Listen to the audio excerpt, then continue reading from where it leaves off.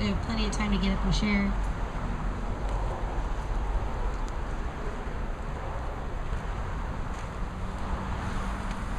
As asinine as this might be, there's a new rule. You can't drink here anymore. So please leave your alcohol in your car or whatever. I don't know. Put it in a cup so people don't see it. I don't give a shit. So we'll remind each other throughout the night.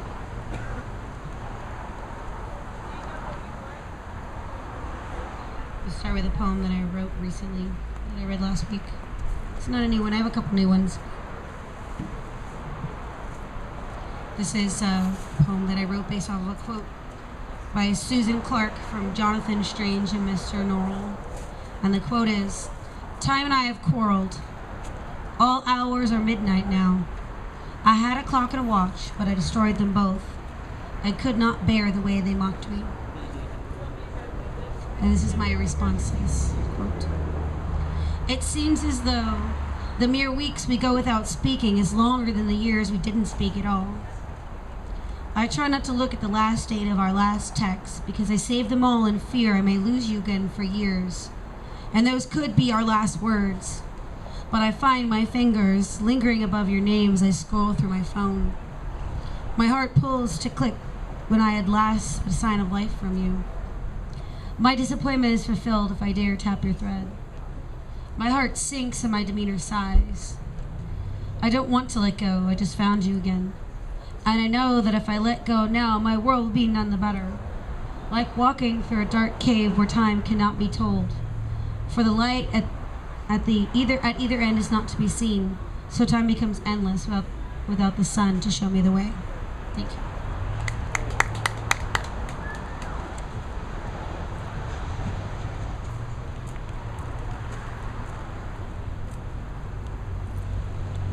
So Sunday nights we're at this place called Kick Butt, and it's called Spoken and Heard, and you always expect something to happen, and it generally does. There was a musician called Hanna on trial, and he used to be a bartender, and he said, "I come from New Jersey, where every night we have what you might call a spectacular incident at the bar." So this is what happened last Sunday night, and it's called Poetry from Far Away, fresh from New Jersey. Two smiling crones, one young lad. Apparently he was a poetic prodigy. What we saw was this: while the reading unfolded like a map, he started having an epileptic fit. Immediately the two women held him in their ample arms so he would not hurt his head. He was shaking and quivering and wild-eyed and dribbling. They were calm and deep and loving and wise. All this down the back of Kick Butt while poets flowed on the stage like wine. Women mimed for water. I fetched aquarium. He sipped through straw and became slow and calm. They laid him gently on the sofa down the back where I am wont to watch willing movies screened as mine. Not tonight. 3 shows at once. Stage, screen, personal and private dream. A small circle formed around that lad as his guardians gathered him together. When he was clear, they'd given him warmth, love, caring, nurturing. They smiled angel smiles and took him gently home, wherever that might be. We have been blessed to see people actually care for each other, and that, I guess, is living poetry.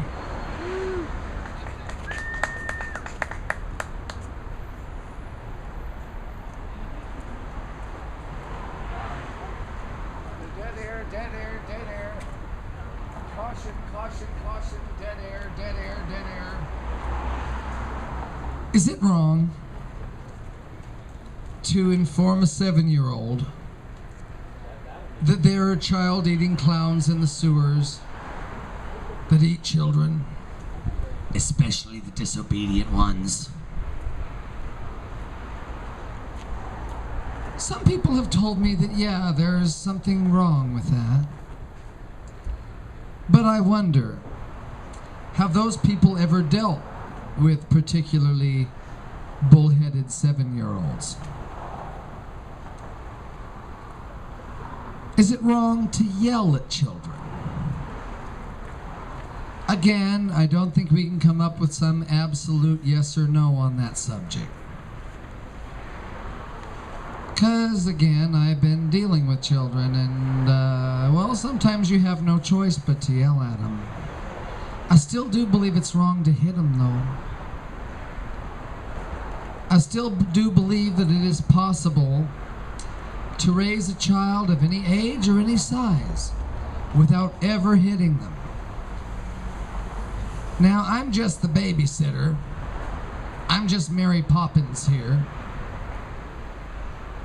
But I'd still believe that you can get through a child's childhood without actively doing them any harm. And maybe they'll still learn something. I think if you play your cards right, a tone of voice will handle everything. Children are very vocal and very emotional, so they're very receptive to sounds and feelings. They haven't had it bred out of them by the bullshit, by the schools, by the fucking television, by the machines as yet. So they're still sensitive to signals they receive. They have not been dulled. So I'm pretty sure if you send them the right signals in the first place, they'll get them. If you don't, knock the shit out of them for doing something they didn't necessarily know better than to do anyway. And even if they did know better, if all you do is speak properly, well, maybe send them to their room for an hour to think about it. That's still just making them think. There's no reason there should ever be violence in context with children.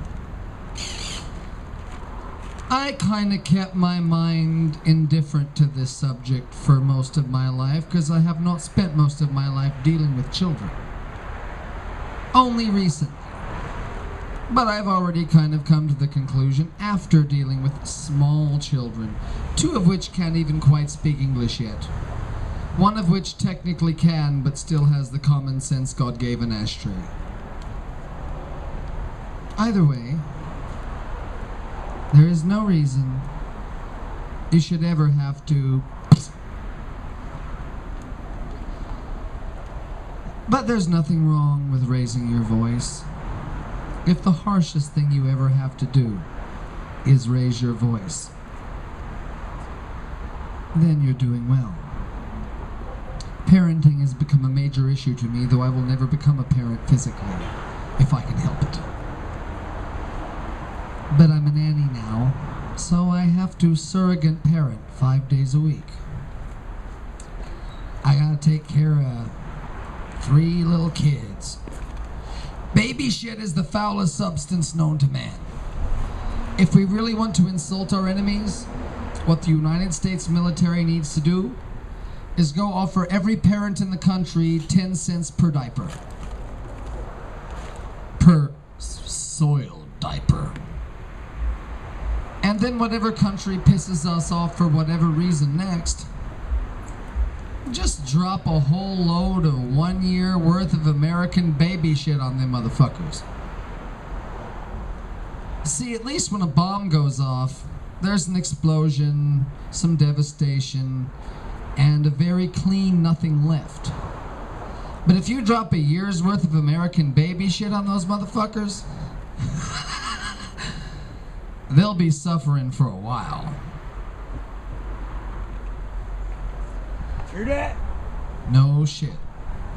If there was a point to this entirely, I remember it. Oh, I just remembered it barely. I usually don't remember it. Wonderful. That was that there is no reason at all that a young child's life should ever be touched by violence. When you're a new person in a child's life and you recognize the possibility that, you know, me hanging out with this kid right now might be their very first memory. I might be the first thing this little child ever remembers. You want to make sure those memories are good ones.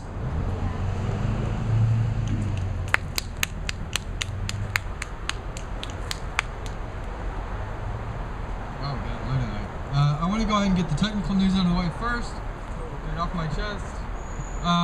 As of yesterday, you want to go lower? Okay. Can we raise it up? Yeah. Can we raise it up?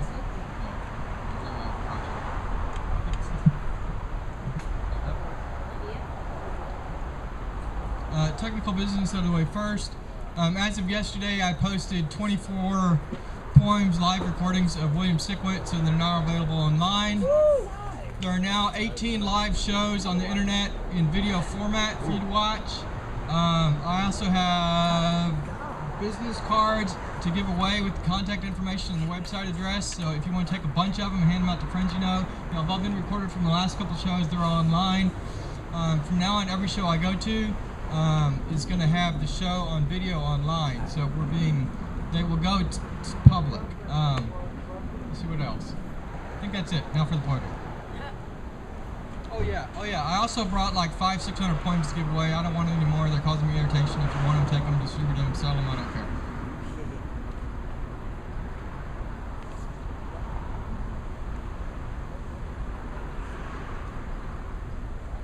I'm going to call this Last Farewell.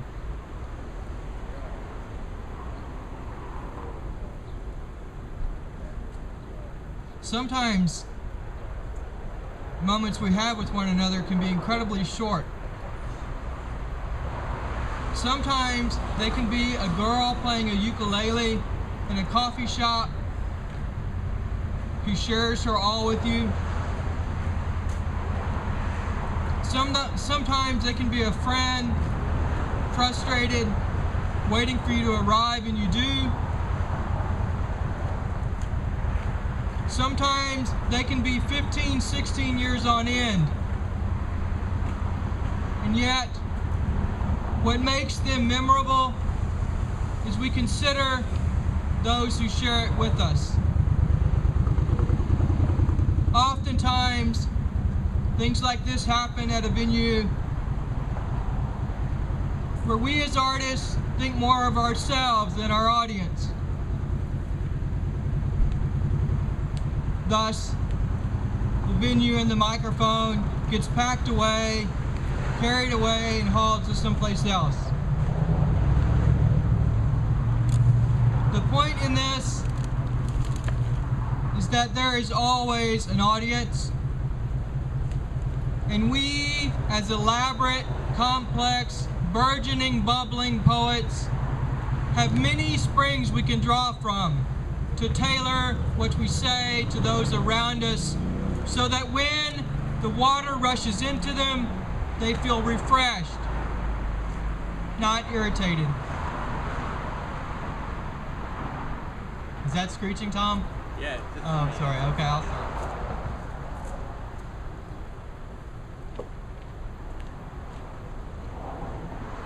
He's a metric for me, sorry. It felt good for me, but I had a broken jaw, so my eardrums are like... Anyway, tonight's like Ruta Maya's last night, so speak it up, do your thing, and we'll see you someplace else. Thanks. Alright. Alright.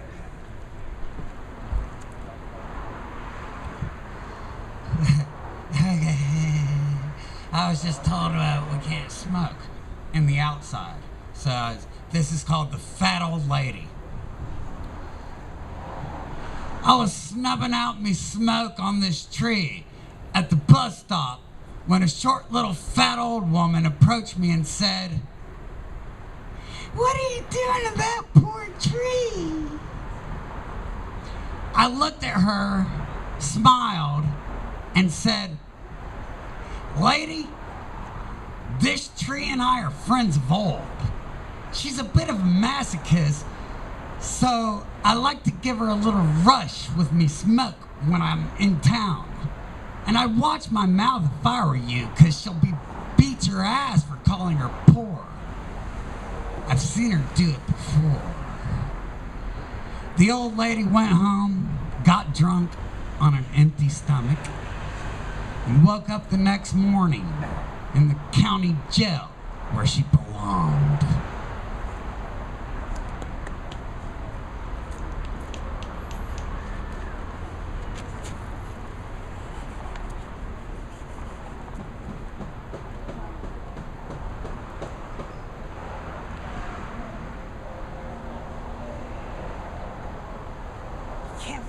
smoke here? I think it's just drinking a dope, but that's definitely see what she's By the way, Scott, it's not definite that we're no longer here. Who knows? We'll see after tonight. Apparently, we just can't drink or smoke, or I don't know if we can breathe. I mean, maybe. But God bless. Oh, we're also not allowed to park. Thank If you guys are gonna be here for a while, you can't have your car parked here. You gotta go park on the side of the road. So, these are not my rules. Those are the rules I have to pass on. Right on. I am merely a liaison. Or a puppet. Kind of like a puppet. Don't do these things. That's not how I feel. Don't do them. If you know it. That's your one. I wrote this ace in the today. hole. I'll read it. And around on a roller coaster I go again. Up and down, twists and turns, spirals, fast, free, falling, drops that plummet you into a whirling, twirling snake coil, maze of emotions that makes me want to run as far away from you as I can. And then from the back of my mind, I hear that song by Joan Jett and the Blackhearts. I hate myself for loving you, can't break free from the things that you do, and I'm reminded of how weak you make me feel when I hear the smoky raspiness of your voice. When you glide your hand softly over my arm, when I go in for an embrace and your lips land softly on my neck. As you whisper sweet, soft promises that I'm not sure will ever be kept. I worry like a fly being invited by a spider to come over for dinner. Because your web seems so inviting, yet I know the dangers that may lie ahead. Thank you.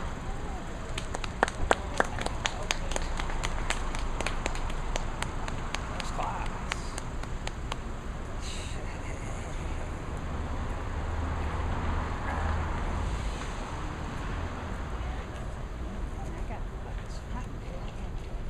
And I said, This has inside a nothing to fucking do with building's anything. one thing, but outside it's like, nothing, dude.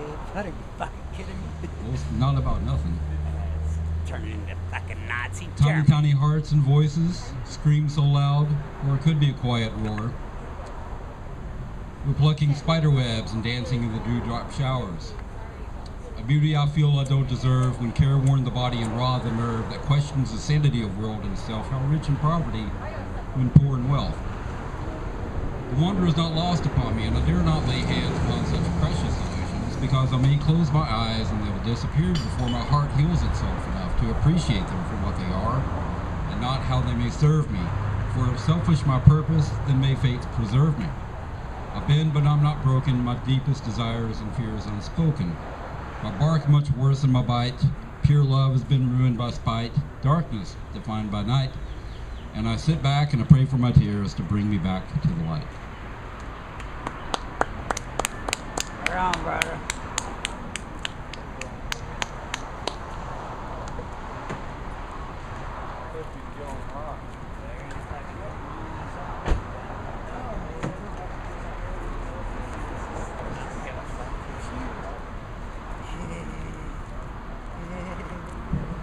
Fucking man, I came here to fucking relax for a minute.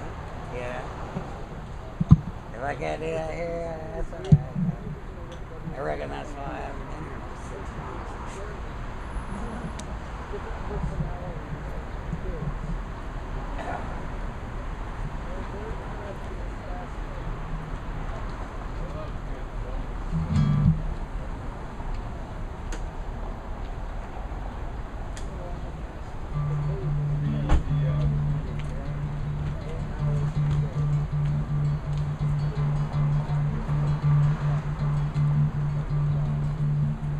Don't get you back from work.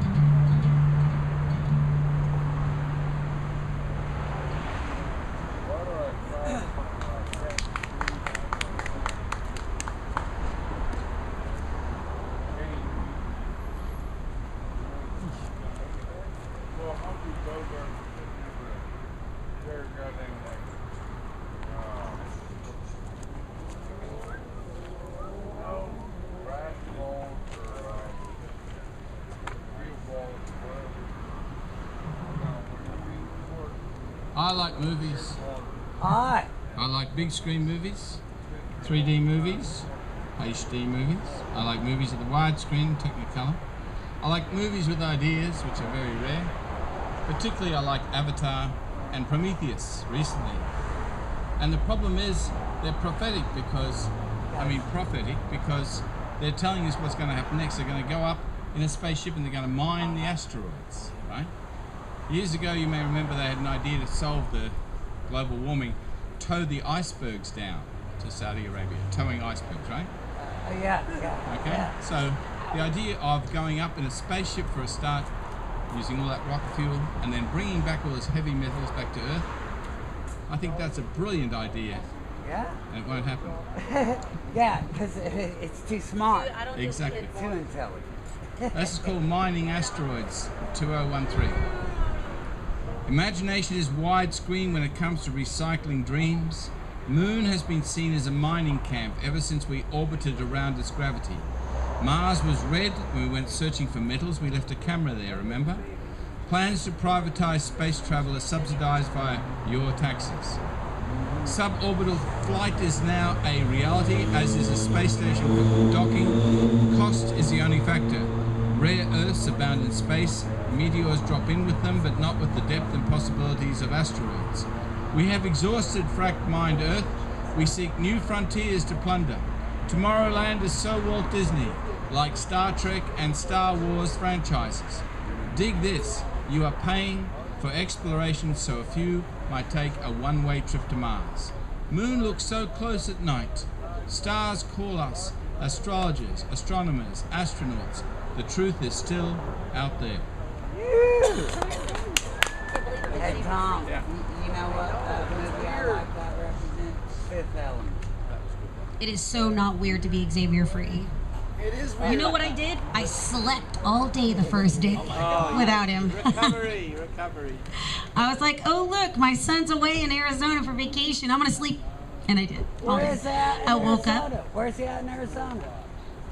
in Phoenix. Actually, what was kind of funny was I was born I in Utah. unintentionally got drunk the night before, like wasted drunk, and then woke up the next morning still drunk, which hasn't happened in I don't even know how long, because I'm so busy being a responsible parent that I don't have time for such foolish, childish things, and I don't even know how I got that drunk. I'm not really sure, but I did. I woke up at 10 o'clock in the morning still drunk, but happy. I was excited. It was like, oh, it's a free drunk.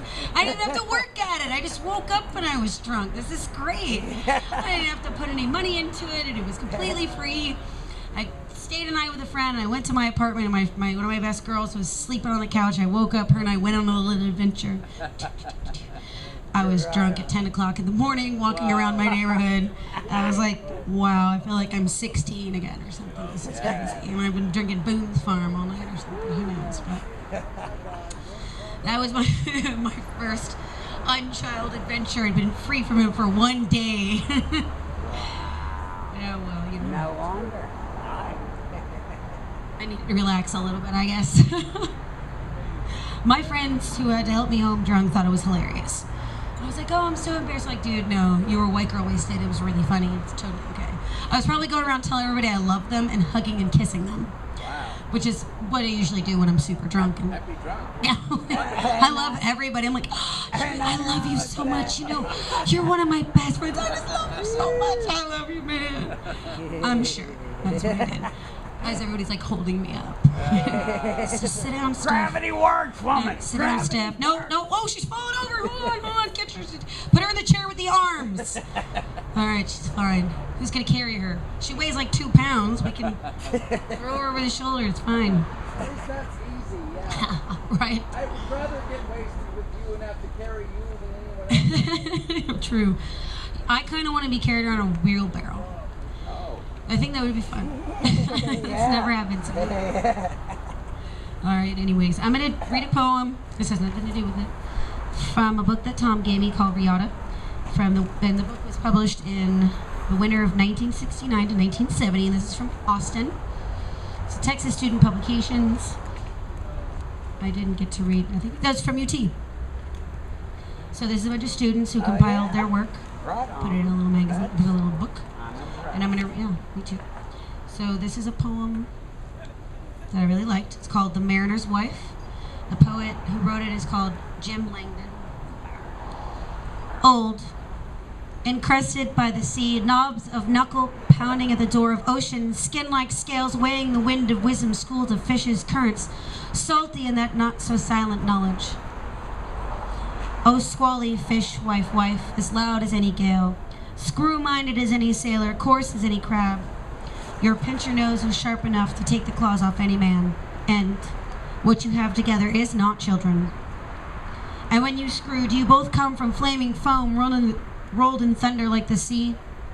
Or are you so not free that it takes the moon to pull you through? Beautiful that barnacle of mouth, so like a starfish when you chew. Oh, loving you must be like loving a tattoo. Thank you.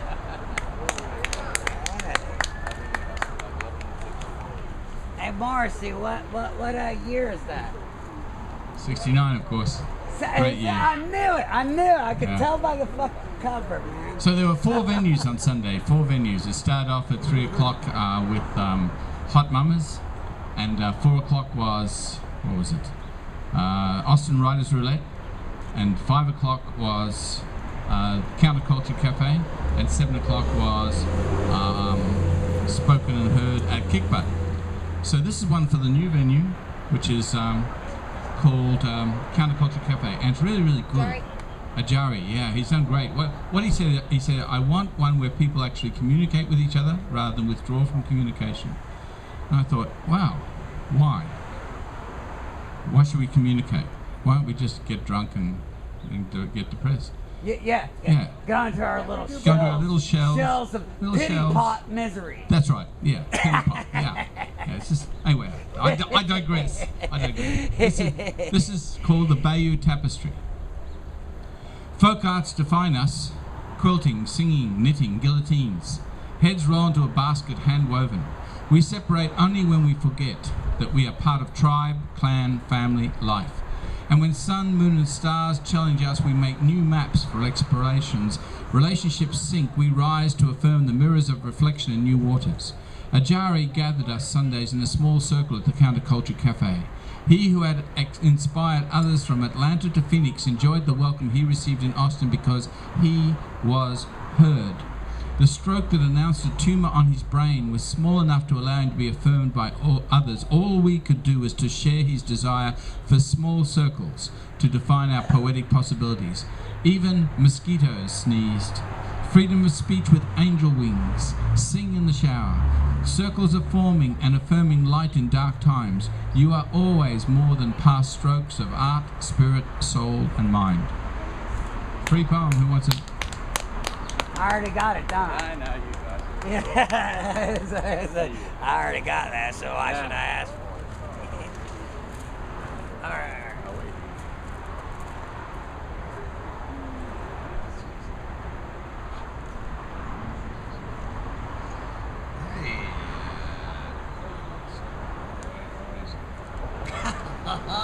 I love this one. This one's called Look, Demon Bacon. What the Christ is fucking hell was that bullshit? Demon bacon. Oh, yeah.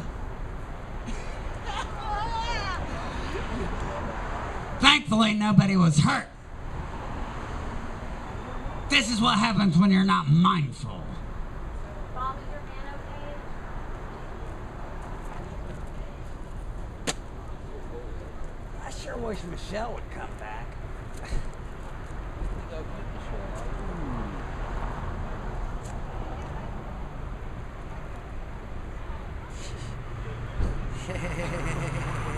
man.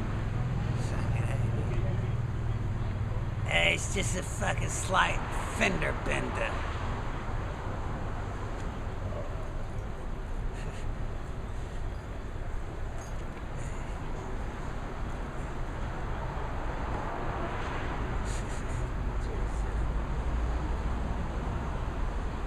Oh yeah.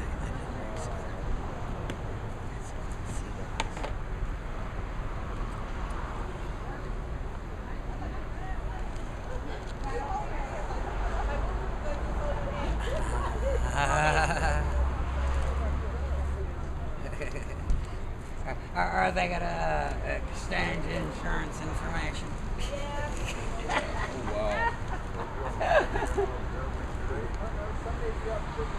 Ah, the joys of petrol.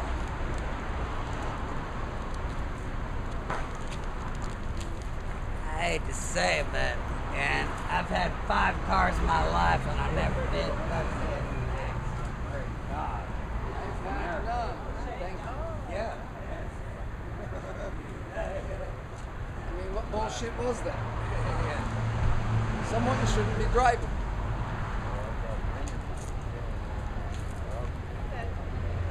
I used to deliver pizzas right into an accident.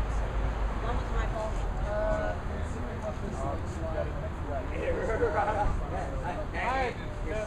Still seem to be walking.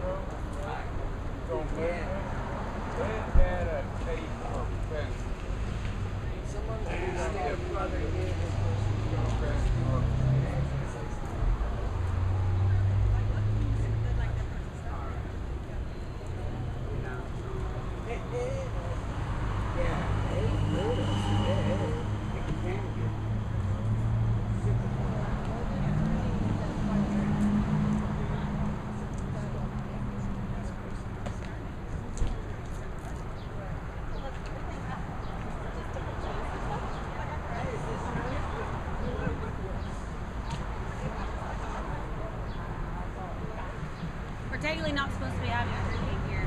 What? Technically, we're not supposed to have drinking here because if there's drinking here, they're going to shut me down. That's the new rule.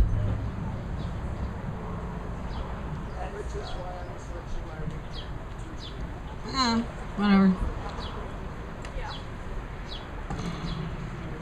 Shit happens when you're done, right?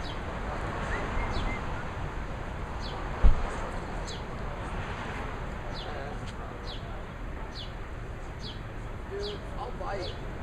You have to disguise it. Hey, yeah. Why do you think I'm drinking? Well, yeah, that's right. People don't think like I do. Read another poem from his book, Riata. Oh, shit. It's the winter. This is Woman's Battered Body by Bill Smith. Woman's battered body found itself untangled in the brine, its own heart-beaten breast burst, something rather essential. Lost from words grating on themselves like sand on the beach. Though bloated in being, meandered on by long waters, stretching towards their bodies. Thank you. It's another one I'm going to read from this book. It's called Casual Anatomy While Walking by Robert Williams. Nor do I understand the mouth as a portal of the soul, containing teeth and a stretch of tasting muscle. As the forge of words, I stop walking and rub my lips to call thoughts into imagery. It is the dragon's cave, kissed by myth, remembered in lovers' songs and held by old books. It is meant to be stroked by fingers, to be tasted. Thank you. Oh, yeah. It's a pretty neat book.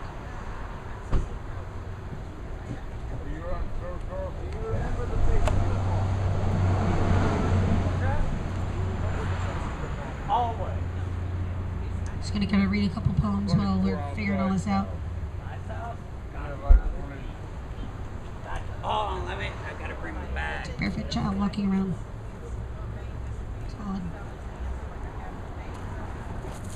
Solid. This is a poem I wrote a couple of years ago. It was published in the anthology at the beginning of the year from the Baha'i Center.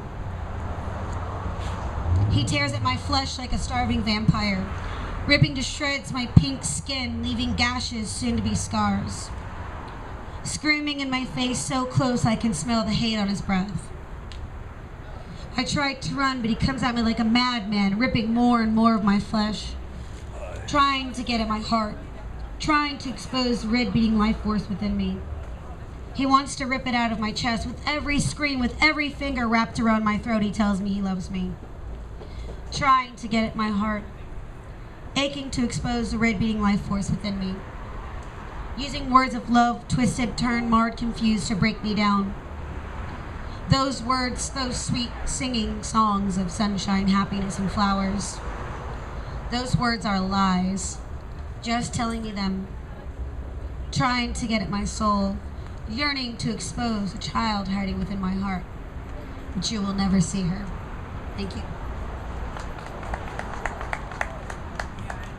Everybody else ready to get up here? Yeah. Okay.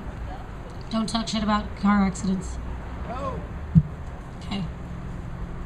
Yeah. No. What? Good enough yet.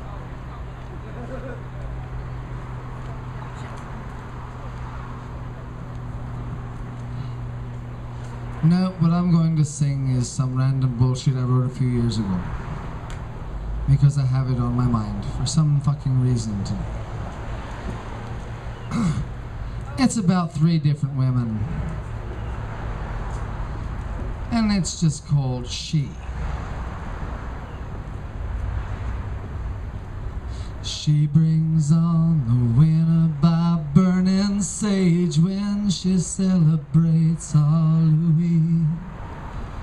She puts down the liquor to suppress her rage at a world still so unclean. She thinks she's bound by arbitrary chains for the sake of society.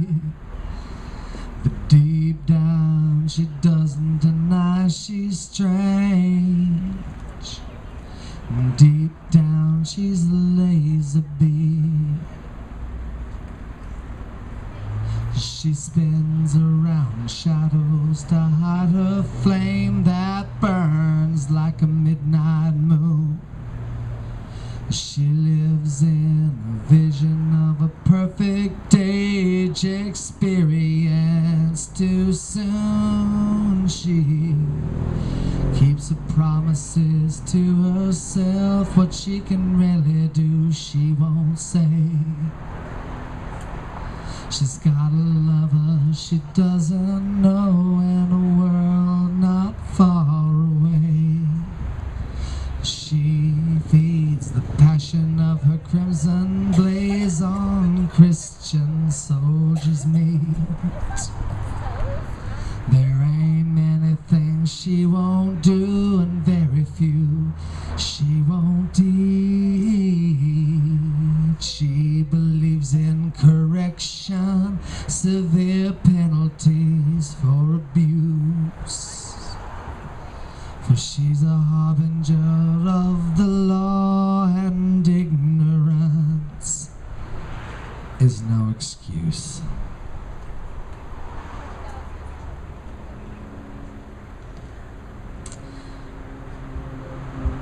Okay. And do something else. Fill the dead air. Oy vey. Avoid the obvious conversation and the obvious confrontation. Okay, so we're gonna go to a gospel song. I wish Daniel was here. We'd just do Elvis. Dan was just gonna say, you gonna do some Elvis or what? Yeah, where's Daniel when I need him? I don't have his number. I don't know. Me either. I've only got his Facebook. He was probably at the Curva. All things considered, you're probably right, darling. He is probably in Carville.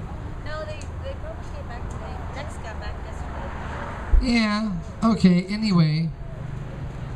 Let's go to the gospel. With a twist. God forgive the ones who choose to fuck with me.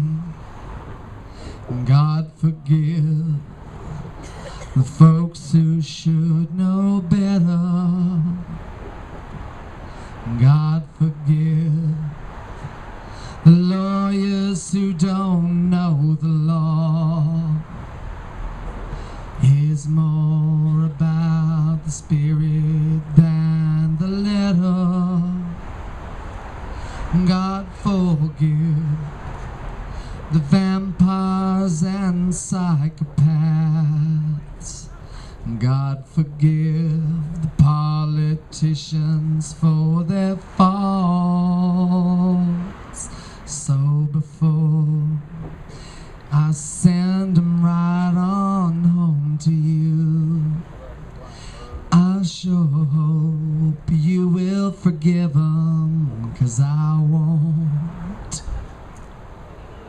God forgive the ones who use philosophy, explaining why you need to keep us in pain. God forgive the preachers and the demagogues who keep our people blind using your name. God forgive the ones so willfully ignorant that they won't rise above it or take a stand. So before I send them on your holy way, Lord, I pray you can forgive them, 'cause I can't. God forgive Republicans and Democrats. God forgive these chicken shits and thieves. One more time, I'm begging for your mercy, Lord, for I put these fucking sinners on their knees. Maybe then they'll pray with all sincerity, say they're sorry just in the nick of time. But if so, quite frankly, I don't give a damn, 'cause it's your job to forgive them, God, not mine. So listen up, purveyors of unrighteousness. This old world won't take any more of your sins. Listen up, your rapture's coming closer now. Our race has run your road to its end. We don't have another minute left to spare. We won't lie down for further abuse. So before you find out whose religion's right, maybe some God will forgive you, but I refuse. I do believe the dead air is filled. Bravo. Yes, yes, yes.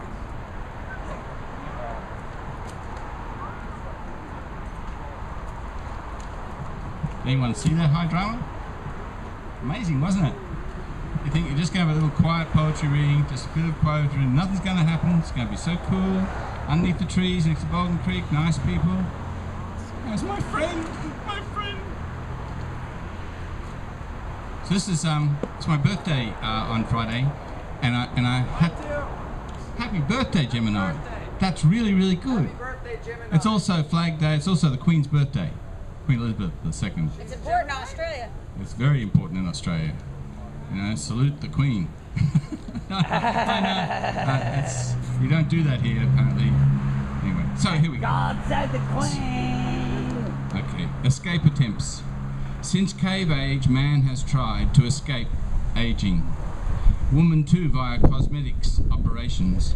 Age always wins. Both try to escape gravity, velocity, acceleration of lines, stretch marks. All we get is another cover-up. To escape ourselves, we have holidays. Painted paradises often turn to horror stories and mysteries. Illness, age, sickness and death we take as extra baggage. Every airline falls in time, as do we. Try sailing, flying, anything to get above our mortality. Sports injuries. Even space flight has challenges. They still seek water on the moon, Mars, Jupiter. Illusion. We are the water, and we are fracked. Houdini believed he could return after death. His escape attempts worked only when he was alive. No sign from anyone who was left. Watch out for one-way signs. There we go. Living it. Great book, that. Great book.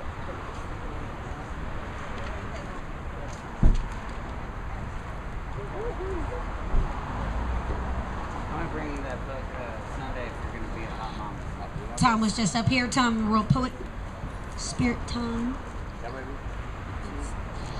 So I now I'm going to read some more poetry by Thom.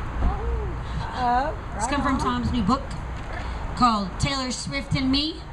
True story. I'm going to read the self-titled poem from that book, Taylor Swift and Me. Paul McCartney, Wings and Wednesday. Taylor Swift on Tuesday. Both concerts, like both artists, sold out. I'm outside Walmart. See a blue radio station van. KHFI FM. I know this giveaway. I ask her, smiling, what you got? She gives me film passes to an unreleased Now You See Me and Round Rock Express versus Nashville Sounds. Surreal. What is that? What's Round Rock Express versus Nashville? I gave it to Scott. Their baseball, something or other in Round Rock. Oh, baseball. Yeah. Okay. She also suggests I enter for 2 tickets to see Taylor Swift. The concert has been sold out for some time, so I fill in the form. Return later to find she has picked my name.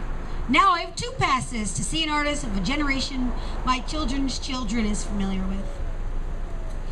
This is the great mystery. Anything can happen at any time. Any interpretation of events is subject to review. And if we knew the cultural significance of what just happened, the explanation would take longer than the actual events. Just like life. Thank you.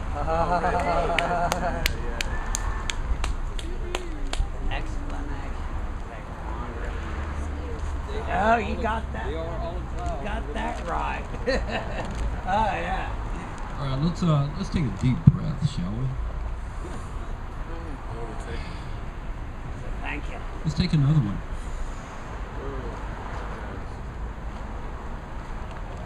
Better for the note? All right.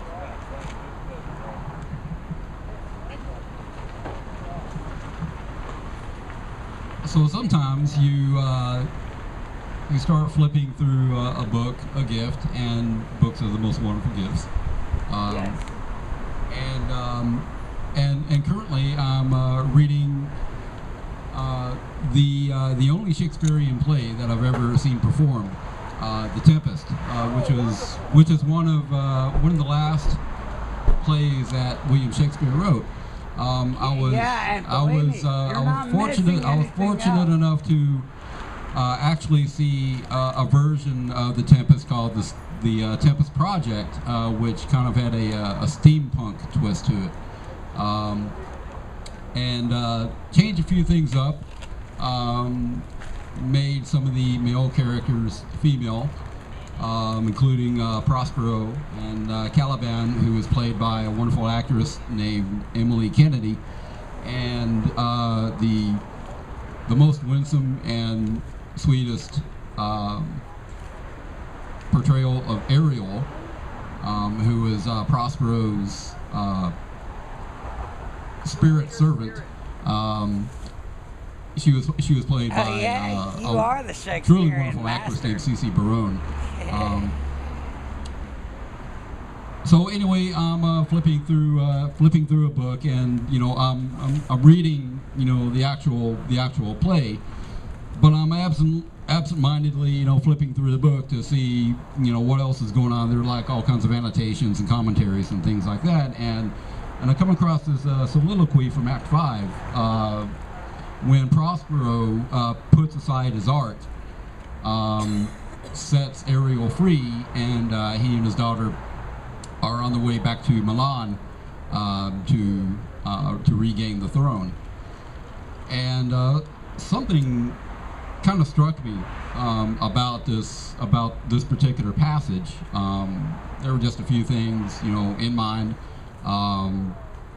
Personally, the kind of the atmosphere going on right now, that some people are aware of and others are not aware of. Anyway, so this is Prospero's words from Act 5 in The Tempest, and I hope I do the bard service. A solemn air and the best comforter to an unsettled fancy, cure thy brains, now useless, boiled within thy skull. There stand, for you are now spell-stopped. Holy Gonzalo, honorable man, mine eyes, even sociable to the show of thine, fall fillily drops. The charm dissolves space, and as the morning steals upon the night, melting the darkness, so the rising senses begin to chase the ignorant fumes that mantle their clearer reason.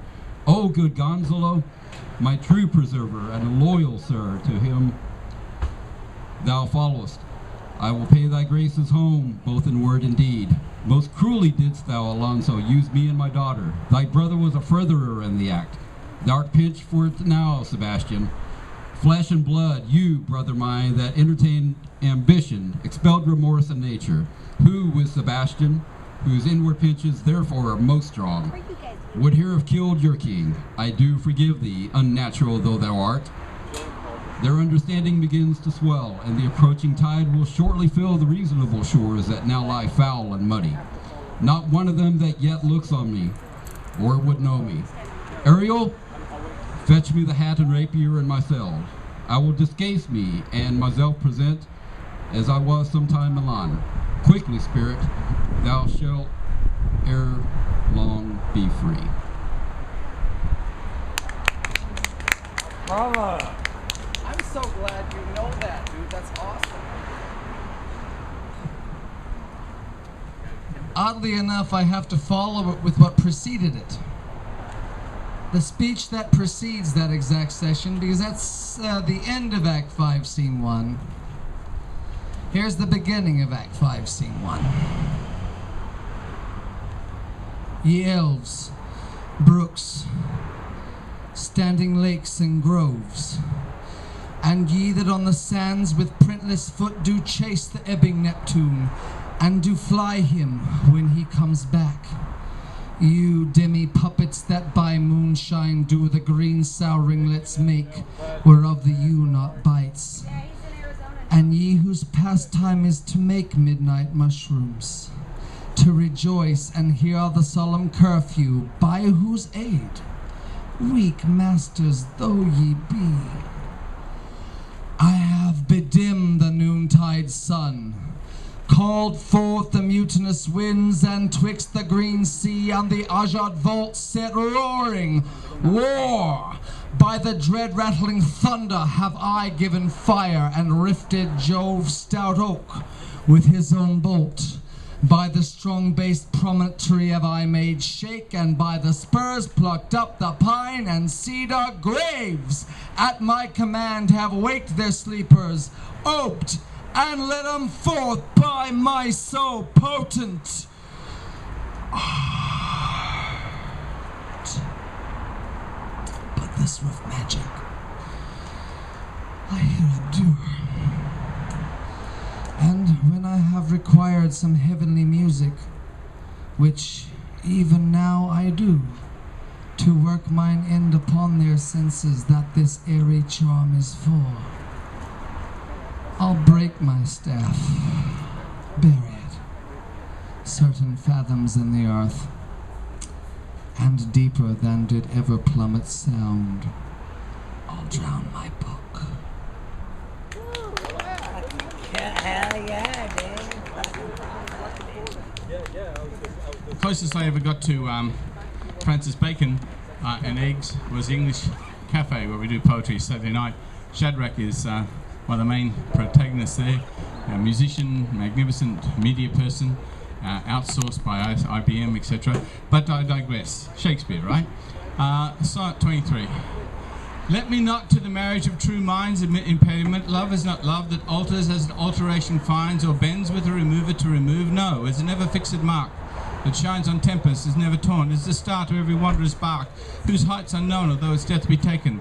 Love's not time's fool, though its bending sickle compass come. Love bears it out even to the edge of doom. If this be error and upon me proved, I never writ, nor no man ever loved. Now think about Shakespeare 400 years ago. That's no good.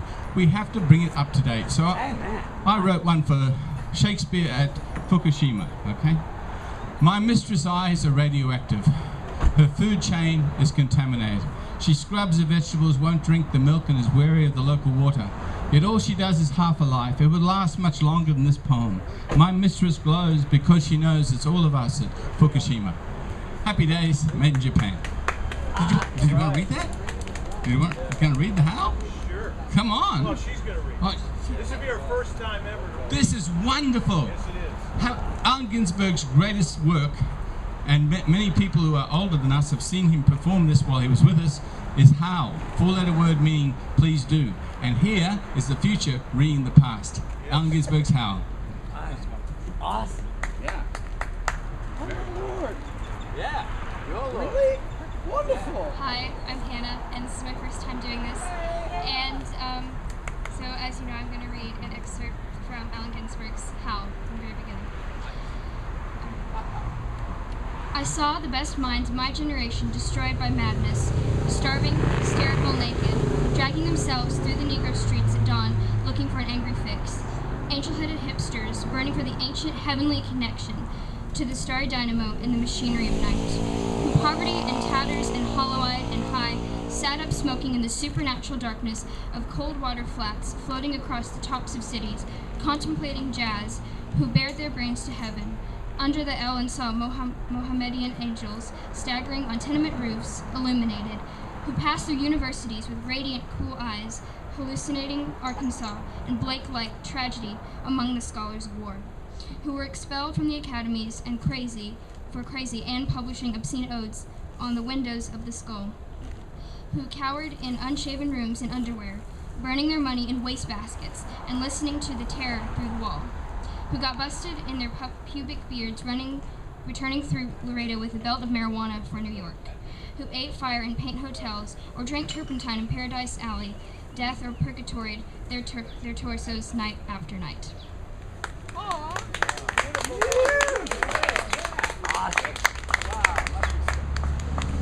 Thank you, sweetheart. What's your name? Hannah. I know, but I didn't remember. I have to ask again. Usually if I hear it twice and use it more than once, I can remember it. Well, thank you very much, Hannah. I appreciate that. You know, you kind of remind me a little bit of myself. What? Yeah, you know, I don't know. I knew I was going to be a writer when I was 6 years old, Hannah. I knew I was going to be a writer when I was 6 years old. I used to write little short stories. And I started writing my own poetry when I was 15. When I was in high school, I took oral interp, speech, debate, theater arts, journalism, and creative writing. The first poem I ever read out loud was Annabel Lee by Edgar Allan Poe. Oh boy. And Poe is one of my favorite poets to this day. I'm now 34 years old and I've been writing for 20 years. I just started reading my poetry out loud a year ago and I've had a positive response. In a year, I host an open mic. It takes some people years to get to that level.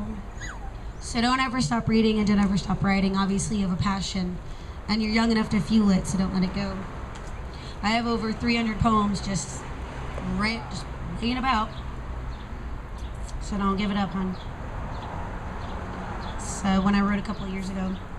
A restless heart like a fickle butterfly that alights at many flowers, gathering nectar from each one. My mind wanders endlessly, constantly longing for something or maybe someone who isn't here. I don't feel like I've ever touched or even seen this person before, but I know they are here, somewhere. If only my night vision goggles weren't so cloudy, I might see you.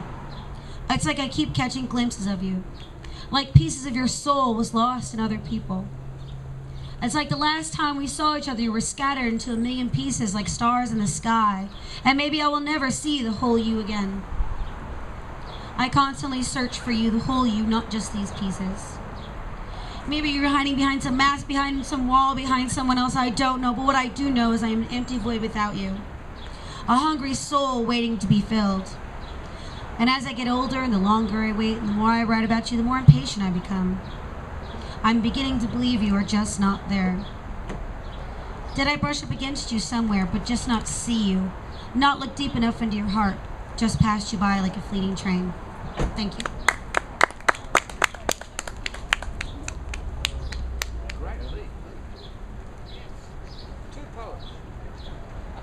Hello. Hi.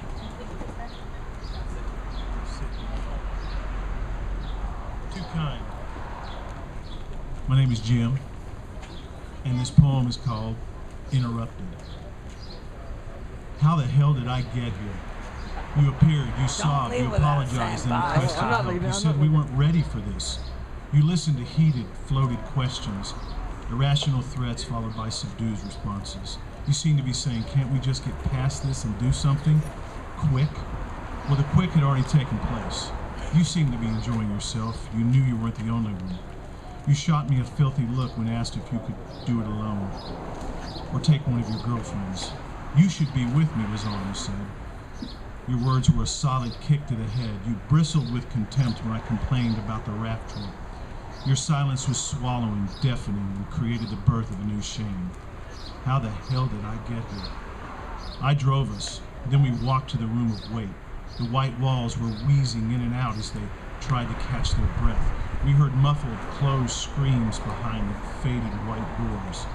You once told me that people don't die, they just wander in open spaces as they watch us live out our desperations. Only the desperate search this place. They bring their desperate faces, wringing their desperate hands as they sit on their desperate asses. You sat down and numbed out as you limply grabbed my hand. Clinical blank stares from women in white. You led us to the glass and slid in front neatly, quietly. You looked up to their eyes for acknowledgement. Reflections on glass force you to face the stares of condemnation behind your back. You felt the stroking of your hair as you tried to act relaxed. You sunk back with your sweet smell of freshly washed hair and a faint trace of cigarettes. You seemed to want to look like a real couple. How the hell did I get here? You heard your name called and your heart jumped into your throat. You looked startled. The journey where the union of three began to lose something we never had. White doors, waxed hallways, a small room with brown-colored counters and light blue walls. You went from clothes to naked to white paper. You stared at the stool and then sat down and then got up and then sat down and then wondered what came next. How the hell did I get here? You lay on the table with your legs up, surrounded by people you don't know. One by one, they chant the same mantra. Everything is going to be all right, when in fact it doesn't really seem that way at all. You lay back and stare, then blink, then look away at the white-yellow lights. You feel a heavy drowsiness, time and space release and relax away from your mind and your body.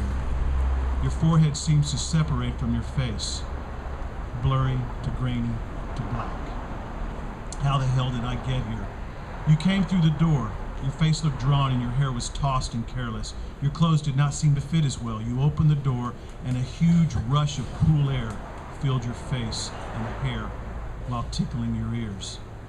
The sun shone brightly on your flushed face. You turned and smiled.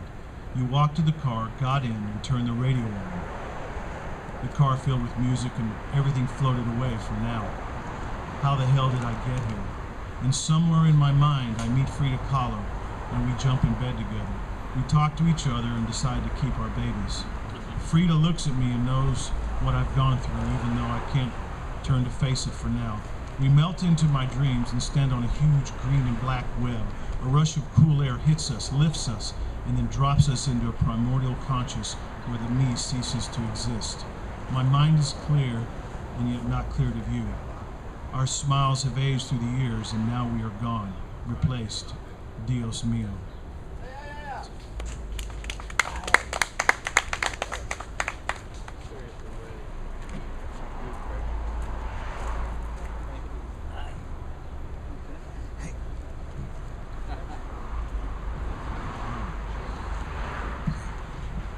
This is called The End of Time. Second thought on doom. Poets are meant for each other. So said Lord Byron to his good friend Shelley. And truer words were never spoken. Because all of you I see about me, if true you are to heart and soul, I love as much as me own brother, and pray for real our hearts stay full. We've all together fought suppression since humankind stepped foot on land, always striving for perfection, that state in which we understand. Many say we'll never get there. We'll fight until the end of time. But I have got a lovely secret conveyed direct from thee sublime. The end of time is here and always, constant like a tranquil star. And if, like me, you yearn to find it, you must confront your gum jabbar. Like Paul Atreides, young and learning, tested by the Emperor's witch. As all good stories have a way of telling, in the end, indeed, he showed that bitch. So please fear not the end of time, as life is but a cosmic dance. And if you need to fight for something, you can join our war against ignorance. And before you leave out on your way, I've one more thought for you to reckon. That lovely secret of which I mentioned is that eternity exists within each second.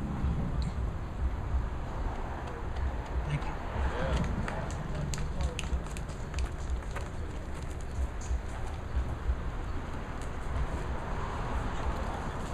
Nice Dune reference, man. That's my very favorite novel. Have you read it all the way to the end? Sandworms of Dune? Oh yeah, yeah. Though I wish Frank had been the one to write the book rather than Well, he rather died, than the man. He couldn't help dying. Yeah, true that. True that. Yeah. Praise Dude. God for his son, man. His son and Kevin Anderson. Yeah. Praise God, Yeah, man. I first read Dune when I was 12 years old, and I've read it every year for about the past 30 years. Dude, awesome. My very favorite book. Anyway, Right on, dude. so I haven't written an awful lot lately. Life being what it is. This is something from like a personal journal. No, not that one. I think I learned my lesson from that horrible night at Full English. It was a good night. It was a good night. That dear girl Amelia, she made me cry. Totally. So anyway, this was written like during another period of crash landing, life being what it is at the moment. But this was written Thursday, May 23rd, 9:52. After I came in from work, and I was invited to have a couple of glasses of wine and to watch Eurovision. Wow, Eurovision. Yeah, what a train wreck that is. Well, it's like American Idol times a million. It's crazy. Oh God. It's everything you imagine it now. Slightly nauseous right Yeah, it's everything you imagine it to be, and I'll tell you all about it right now. Something oh so charming about a young lady drinking iced white wine, speaking with authority and choler and drink-fueled vulgarity about European pop circus acts and Scandinavian strangeness in particular. Such passion for a tiny nation kissed by Arctic winds and the ghostly waves of the Aurora Borealis. Sextagenarian dance princesses and babushki, barely a hint of femininity and familiarity. Everybody get up and dance, boom boom! Horror movie figures, faux sepulchral, skulls and spikes and armor. The Walking Dead cast out from Valhalla to give sanitized Europop an even worse reputation with a hard rock hallelujah. A perfect marriage of simple elegance and poetic journalism, clean impressionistic lines, and font that harkens to a seemingly innocent time, like resurrected paper ghost of Jack London and writers of his ilk and reputation, weaving tales that comfort and excite and beckon and embrace the reader in a cradle of nature, man in conflict with himself in the wilderness, man finding his place within himself and the wilderness, watched over by the reclining hunter of the night sky, Orion as father figure, guide, indifferent wanderer of time within the post-apocalyptic blue marble of planet Earth, spinning beneath his sandals of light, healing itself with ravaging pandemics, a metaphorical flood, each human survivor an ark unto himself, ferrying in a menagerie of experience, shame, regret, aching memory shrouded in melancholic beauty. The impressions and the creative energy I might have missed if I had merely retreated to a back room and hid myself away from the vagrant, harsh realities. Dig it.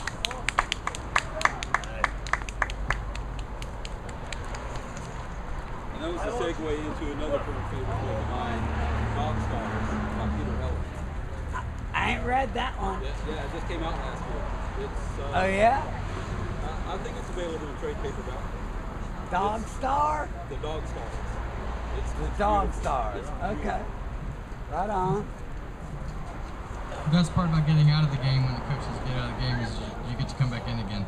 I remember playing football when I was in high school, and every once in a while the coach would say, or I would say, I need out of the game, and then you'd wait, 3-4 downs, and you go back in again. So let's see if I can try this. You wouldn't think I'd play football, but I played for 10 years. That is a revelation, man.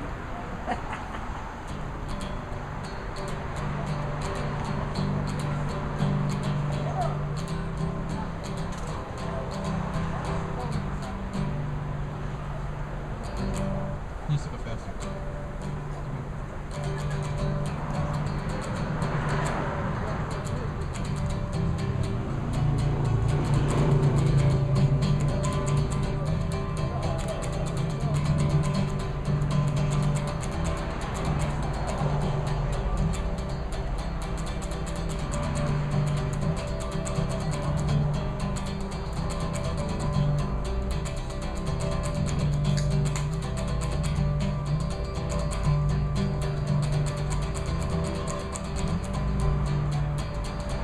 Sometimes I forget which mic I'm at, and there are lots of them in town, and it looks like I'm growing out of fitting in just one and getting in some others, and I think that's a good thing.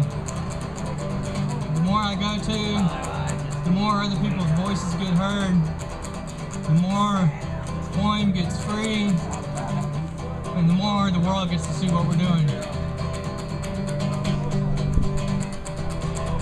The tagline of Open Mics Austin is freeing one speech at a time, and I'm thinking about changing it to freeing it's freeing one speech, what is it? Freeing speech a poem at a time, and I really think it should be freeing the soul a poem at a time. Because every poet and every songwriter I've ever seen is actually sharing the same basic intention, sensibility, love, and hope. And I don't know about y'all, but it's the love songs that really get me. And even more than the love songs, it's the songs that love may really actually happen to anybody. And not the kind of love that's with a girl or a boy. Platonic, baby. Or a mom or a dad.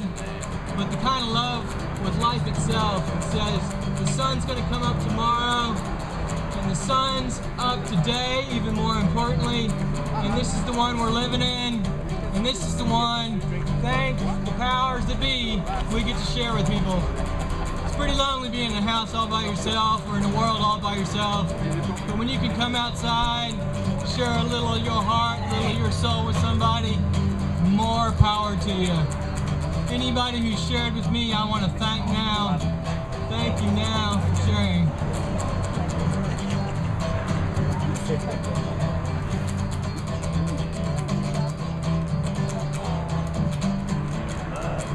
We talk about love back to city.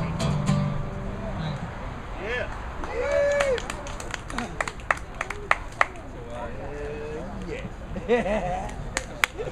I've seen the best minds of my generation, and they're right here, right now, writing brilliant poems. I said thank Most you. of them on the internet, sent out by email every day, and never responded to. They say poetry's a dead language. No, no, no, no, no. It just morphed into texting and tweeting, and I think Kerouac would be happy. But when you read part of Ginsberg's Howl, this is the closest I could steal from him, right? It's called The Beautiful Thing. In England, soccer is called a beautiful game. In open mics and poetry is called The Beautiful Thing. The beautiful thing about creativity, it does not need to be believed by anybody. A storm, a rose, a garden, weeds, an ashtray, dogs, trees, Christmas lights. It's as if the circus comes to town tonight. Beer, smoke, laughter, chatter, add to the pub truth we remember and forget simultaneously. All these lines, stories, songs, poems, lies, fables are all beginnings. They follow silver snail trails into back gardens where art and life collide over bills. Eternal this, clash of prose and poetic. Bird cannot afford rent for nest, nor borrowed wings for sky. Tree cannot afford leaves, nor family branches. Gets tree wilt, cries. Yet sprigs of green mean new trees will spring forth. Cycles repeat, never the same. Holy earth, holy sky, holy water, holy fire. Holy shit! Holy shit!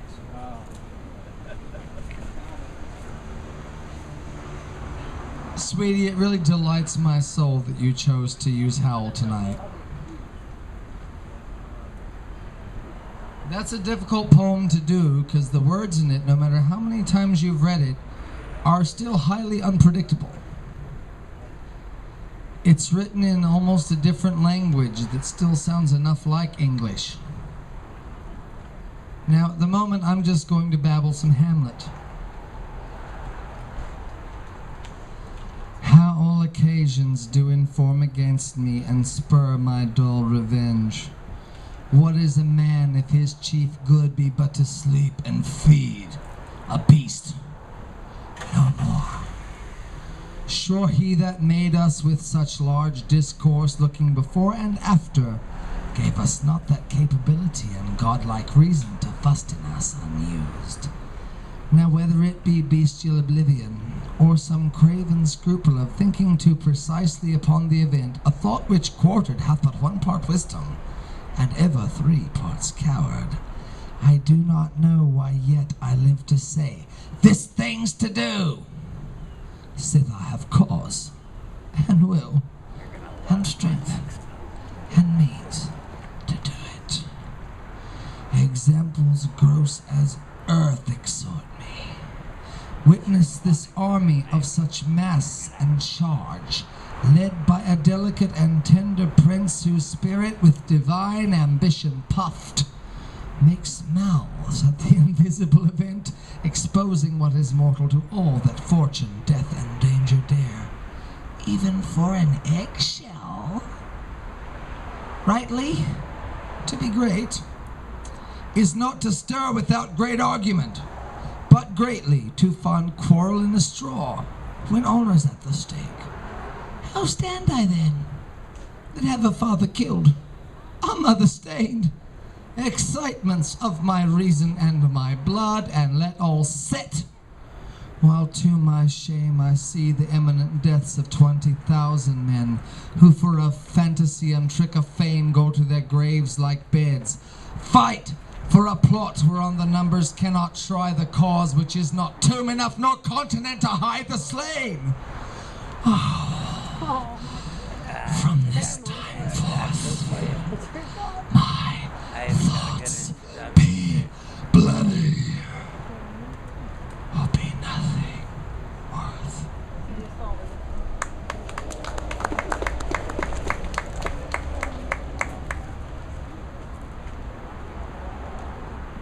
Hello again. And now I'm going to read a poem called In the Full Severity of Mercy by Yehuda Amichai. Count them. You are able to count them. They are not like the sand on the seashore. They are not innumerable like the stars. They are like lonely people on the corner or in the street. Count them.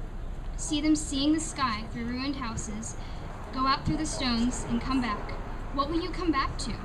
But count them, for they do their time in dreams, and they walk around outside, and their hopes are unbandaged and gaping, and they will die of them. Count them. Too soon they learn to read the terrible writing on the wall, to read and write on other walls, and the feast continues in silence. Count them. Be present, for they have already used up all the blood, and there's still not enough, as in a dangerous operation, when one is exhausted and beaten like 10,000. For who is the judge? And what is the judgment, unless it be in the full sense of the night and in the full severity of mercy?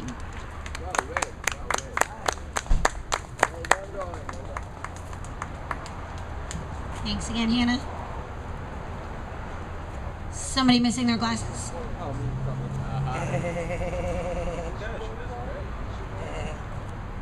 Thank you, sweetheart. We appreciate you. Take Oral and Terp. Oral and Terp's awesome. That's when you read poetry. Speech, Oral and Terp's better. Speech, you have to read all kinds of stuff. My name is Stephanie. I'm your hostess this evening here at the Poetry, Music, and Comedy, whatever the hell you got, open mic. We're here on Tuesday. Hopefully we can keep it up on Tuesdays. I'm pretty good at pissing people off, so let's hope I don't piss them off tonight. Hey, join the club, sister. Join the club. Got it.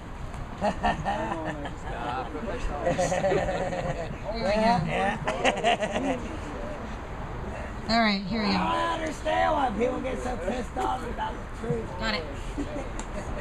So we're here every Tuesday from 6 to 9. Hopefully we'll keep it up. We don't piss anybody off. I wrote this last poem inspired by a quote by Edgar Allan Poe. The quote goes like this: "Men have called me mad, but the question is not yet settled whether madness is or is not the loftiest intelligence." And this is my response. It's one of my favorite exercises, actually, is to write a poem and then, or write a quote and then write a poem based off of it. I've been doing it for a long time. The madness of a mind wrought. This is my response. Sorry. The madness of a mind wrought with complex emotions and outworldly ideals can consume one so much so that the person might appear insane to the most mundane of humankind, but brilliant to the thinkers of the time, even though their peers might think them a bit strange. But within this process of thought and expression, your mind can spiral into a whirlpool of transcendent happenings that even the most loyal and understanding of your human encounters find you a bit mad. Except when you are right. And I think Nietzsche is a perfect example of that. Everybody thought he was completely insane and mad when he existed. I think he had a good time in that madhouse. Thank you. All right. It's quickie. It's a quickie. And this is, actually, this is in the same vein as which Scott was talking. Okay. This is called Love Factor 50. And before you hear it, you gotta dig. I had a beautiful kitty cat. Her name was Pennywise, and she's been gone for about 2 weeks now. So anyway, it's kind of inspired by her, and I mentioned her in the poem. Okay. You know I love my baby. Oh, let me count the ways. About 50. About 50. Oh, yeah. That's right. I ain't talking 50%. I'm talking about loving my baby with a love factor of, well, about 50. About 50. Oh, yeah. Oh, yeah. 51's too damn much. Where things get confusing. 49's close, but slightly lacking. Just not enough. About 50? Oh yeah. 50's just right. I love my Pennywise about 50. And her tiny little penlings about 50. I love the birds and the lizards and the spiders and the snakes and the squirrels and the mice and the rats and the fish and the cows and the llamas and the horses and the monkeys and all God's creatures funky. About 50. About 50. Oh yeah. I love you about 50. So count yourself lucky. Because there's some folks out there that'll love about 20. And some folks, even less than that. Yep.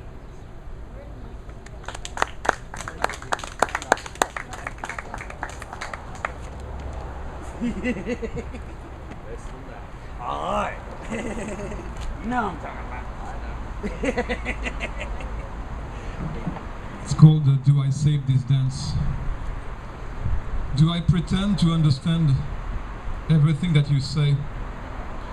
Do I manage to remain unaffected by the angry and manipulative sound of your voice? Judgment expressed as a definitive sentence, grilled on the chair of your limited views, blood boiling and coming out of my nose, muscles tensing up in mechanical spasms. I ask what I shouldn't have. Fearful men take aloofness for a serious weakness. You won't make any prisoners. This is your attitude. There is no possible dialogue. A bad teacher you are, scornful and impatient, deceitful and intolerant. I ask a few other questions. I know it is useless. It is how it feels before one is to be tortured. A game of negotiation is established, and the more you follow what seems to be a hopeful path, the more your pain becomes imminent. I muse inside myself, still hoping for an impossible dialogue with a narrow-minded man or woman. Yes, you have traveled the world. You may have seen and experienced a lot. Maybe you had revelations. Short-lived, I guess. When you allow yourself to speak ill in my presence, you simply prove to me a strong lack of reverence, as if you truly had no point of reference, as if the world had left you with nothing but this cruel predisposition, the need to repress the only place you may never have visited, your heart. Who is that smart? Who is it?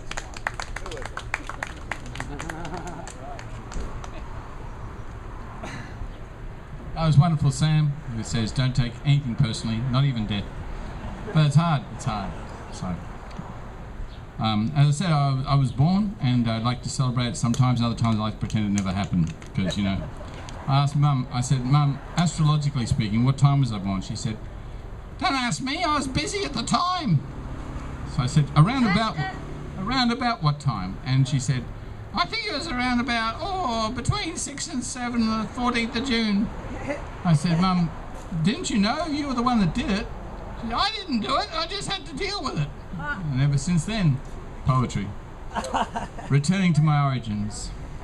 There's a song you may remember from childhood or before. It sings you when you're disconnected and disconnecting.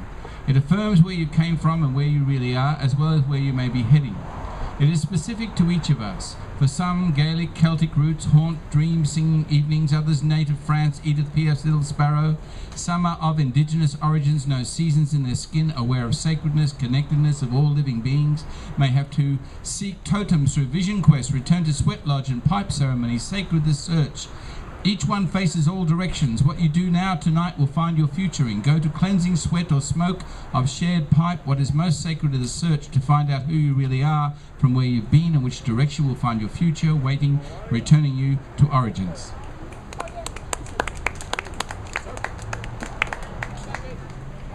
Hey Thom, let's fight until 9, then have some. I'd like to thank our audience for sitting around and listening to us yammer on.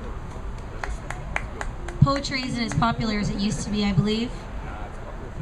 So I appreciate when people stick around and listen to our words. Makes me feel good.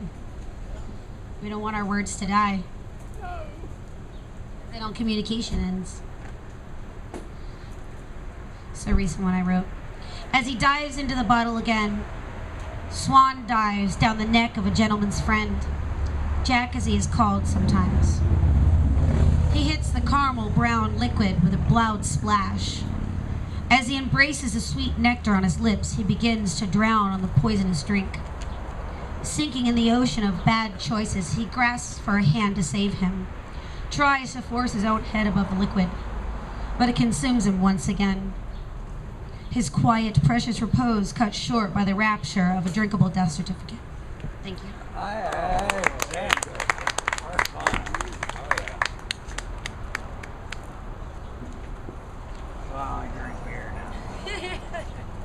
Seriously, I don't touch the whiskey. I used to love whiskey. I used to love. Touching on something Thom said earlier, or at least what I heard Thom say earlier.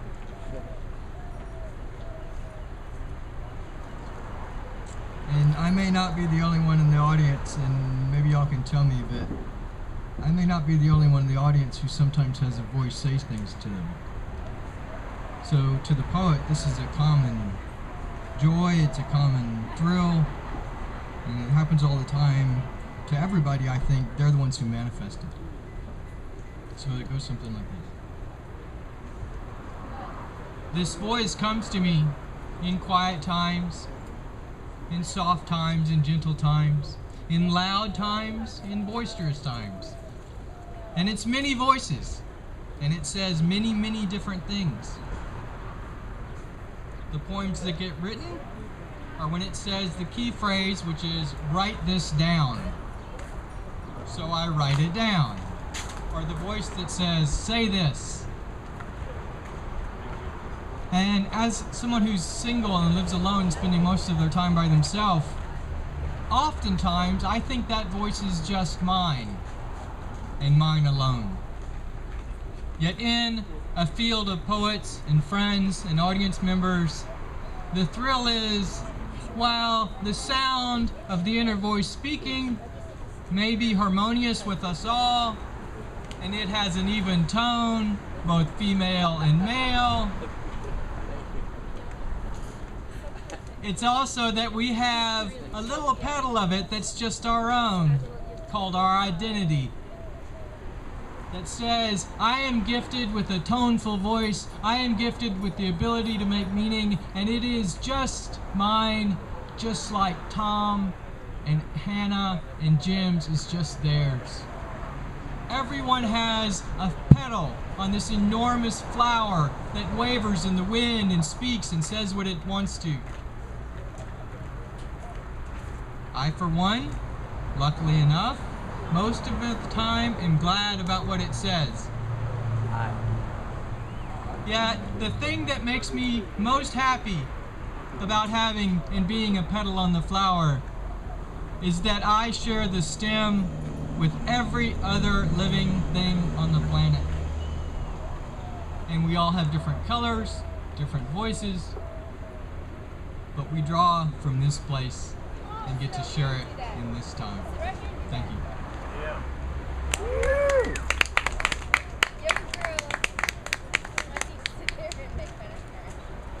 Public service announcement. Poets, if you have cars or have stolen the car, please park it outside so the temporary people can eat and drink and disappear after eating and drinking. Just across the road. Truly. No, you won't get towed. I stole a car, but I forgot about it. No, I know. We're talking to people with cars, for poets. Okay. Because we're here for 3 hours, 6 to 9, and you're wonderful people who come to eat, drink, and this just happened. You stumble across this little portable paradise of poetry. And I know. So I see by your smiles that you actually enjoy it. So yeah, Lawrence asked us. So this one's dedicated to your feet. I don't know about you, but when I was young, I used to have. Well, we didn't have anything, so we used to walk to where we could go, like school and that. And it was called Shanks's Pony. Have you ever heard those terms at all? Shanks's Pony. Okay, Shanks's Pony are your feet. And when you haven't got a bicycle and you haven't got a car, you get on your feet and you walk. So this is a true story. My mother said to me, "You got 2 good legs, son, now use them." So we walked to school, long, slow meditations. Then a Malvern Star bicycle, wheels of good fortune. Then a farting bucolic gear-stripped antique school bus. Then silver rail trams, new imported from Switzerland. Even then we walked to and from shops and stops and terminus. Our legs, a gift given to us like poverty and a sense of humour. Farm friends had longer stories of carrying and fetching water. We were suburbs, only tangentially connected to city centre. We had to pilgrimage as peasants, working class, peons, public our shared transport, private our Shanks's ponies, our bicycles. Distance and age, bicycles stored away. Today we car around the corner. Ghost bicycles on every corner of Austin, knocked down by living SUVs. Our legs are history. We need knee operations when the weight of change demands attention to stress. Legs? Yes, we all have them. Unused, like bicycles in the shed, but one day. You! Bravo! First class. 2 legs. Think about it. You got you fucking Mike D! Get your ass up there, brother! What the hell? You been sitting here out there all night, not saying anything. Get up there one time. Come on, Mike D. I know you got something to say. Alrighty. For those of you not busy on Sundays in the afternoon, go see Melanie Rose at Hot Mama's Cafe. 6th and Perdinella, she's one of my girls. It's all ages, kid friendly. You gotta go there, girl. You did go last Sunday. I did not go last Sunday. I haven't been there in a while. You were there last Sunday. She was. Yeah, it's hard for me to go over there and have a car and have to work on Sundays. But go. I used to go. When I have a car, I definitely go. But I have to work Sunday nights, so can't get to work in there in enough time. Dig it.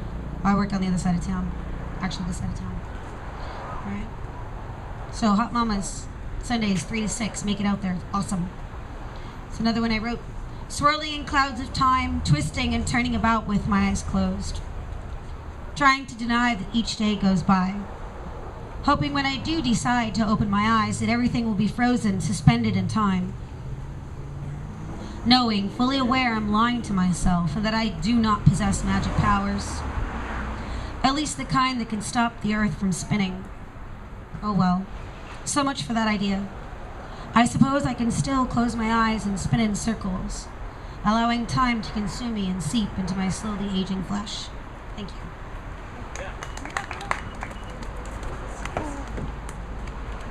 In that same vein, Mrs. Morrissey.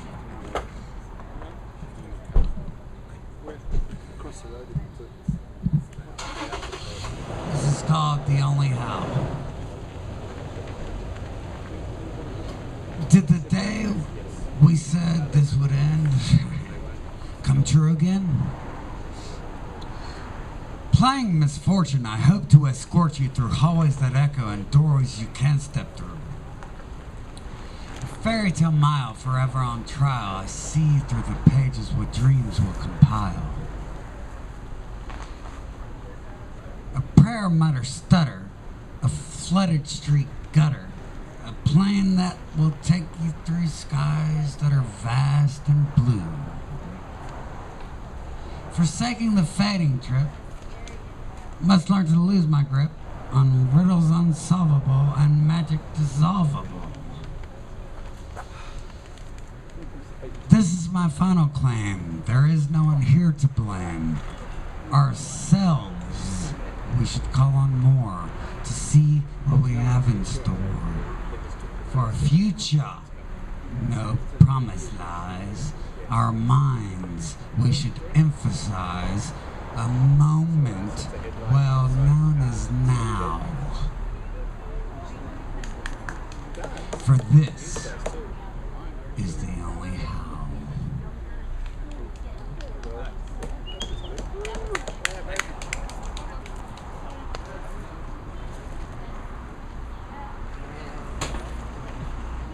You want limits or hospice?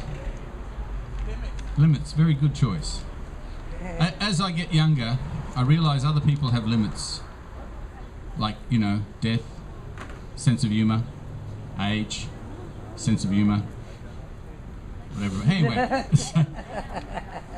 so I dedicate this to you because you've just found a limit tonight of what vehicles do when they hit, you know. Some of my friends got limits. One of them stops for death. Another one stops for the Federal Reserve. One objects to universal surveillance. Another one to sexism and discrimination.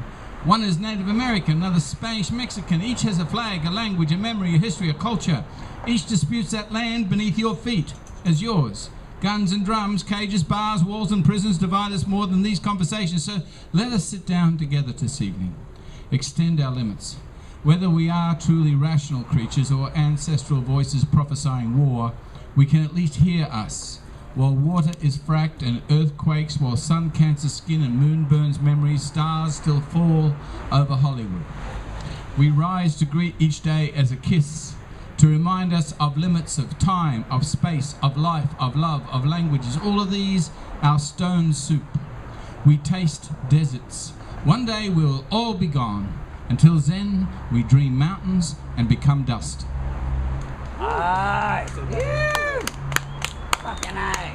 Praise God. Mike D. Praise the good Lord. Yeah, man. This and that goddamn night. Ain't a damn thing. I don't know.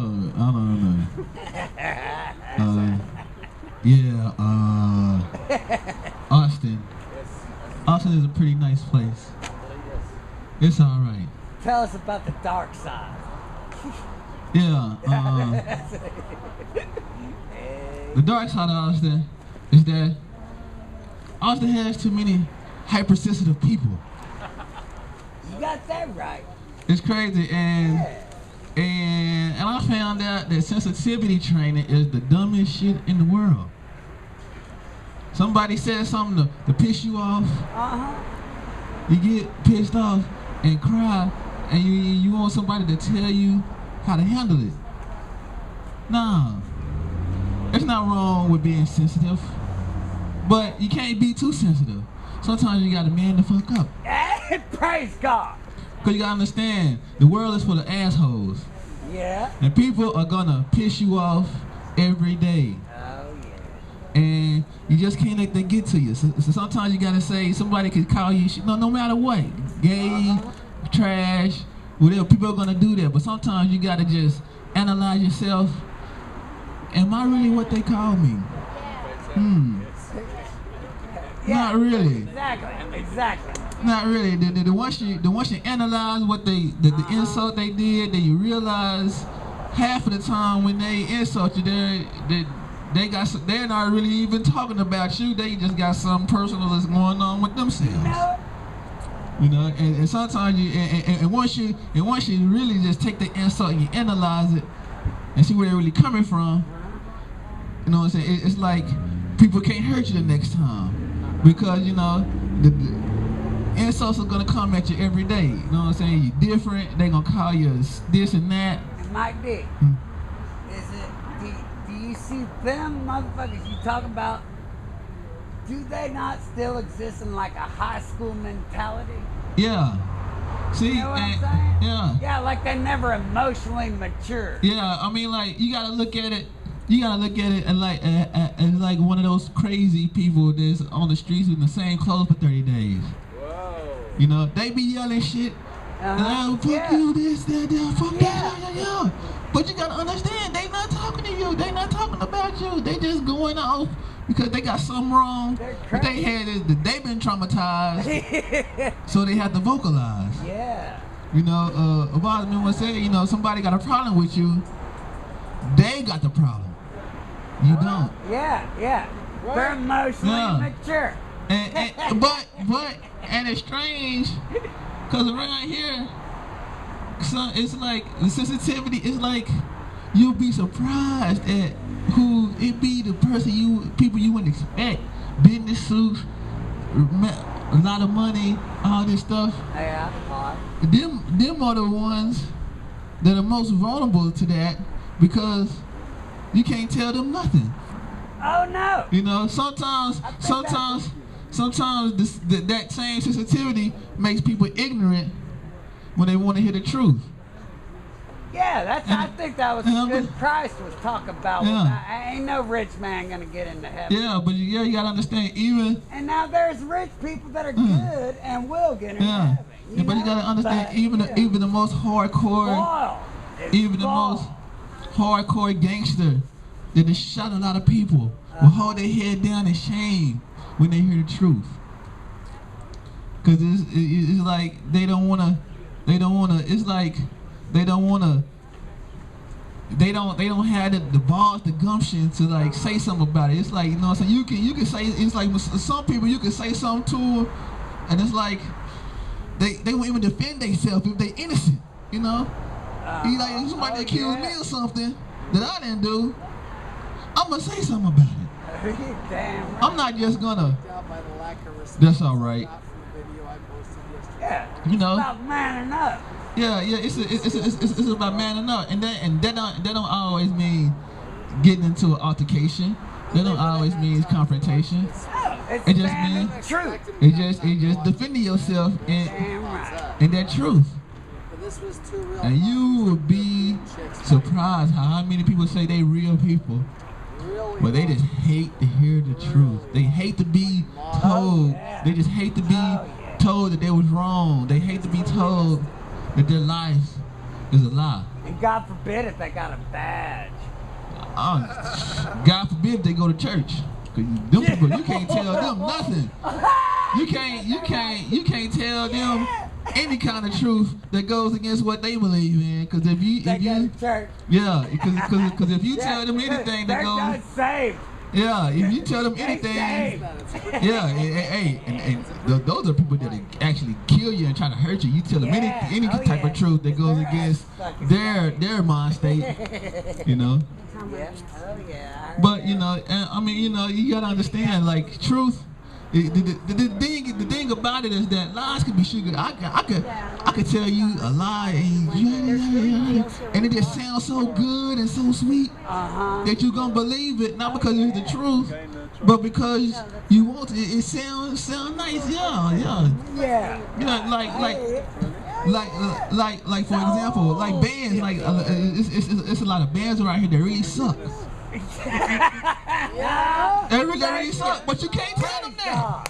You know, normally, if you serious about your craft, you want people to tell you when you suck, so you can get better. Yeah.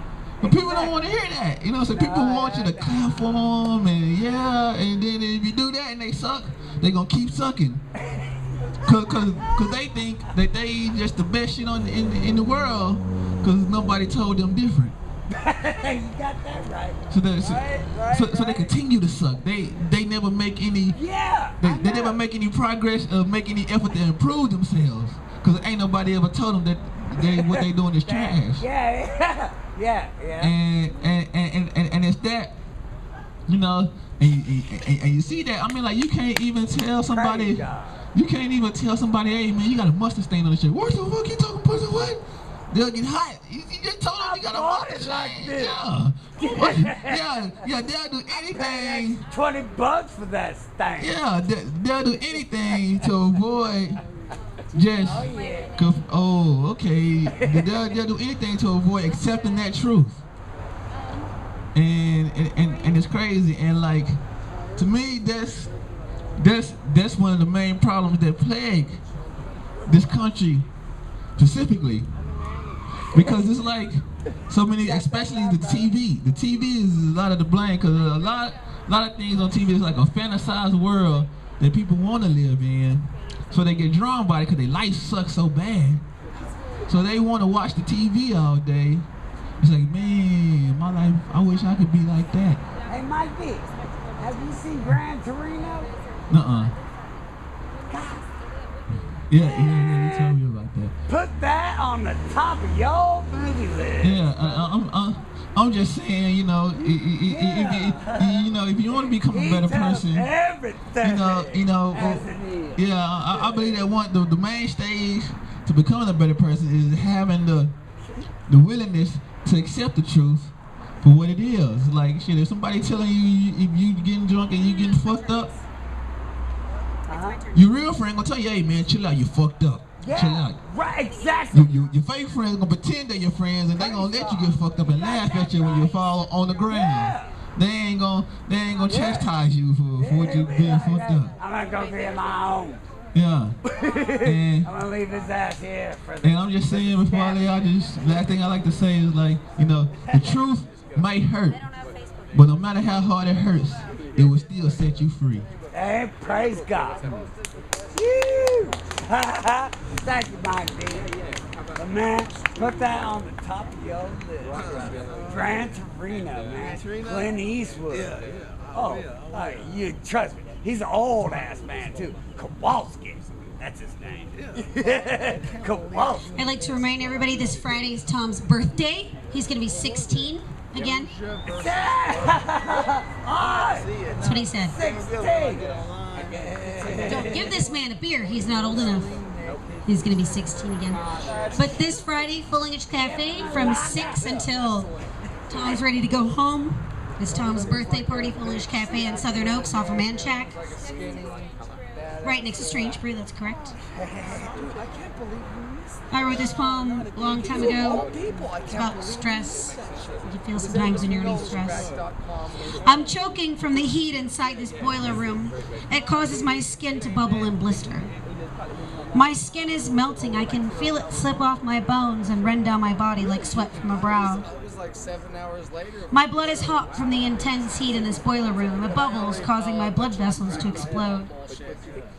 I think I'm going crazy because I rather enjoy the sensation of my skin slipping off of me. I could smell my hair sizzling away to my charcoal scalp. I touch my head, but my fingers are gone. The sensation is lost anyway, so I just sit here smiling because there's nothing I can do about it. Thank you.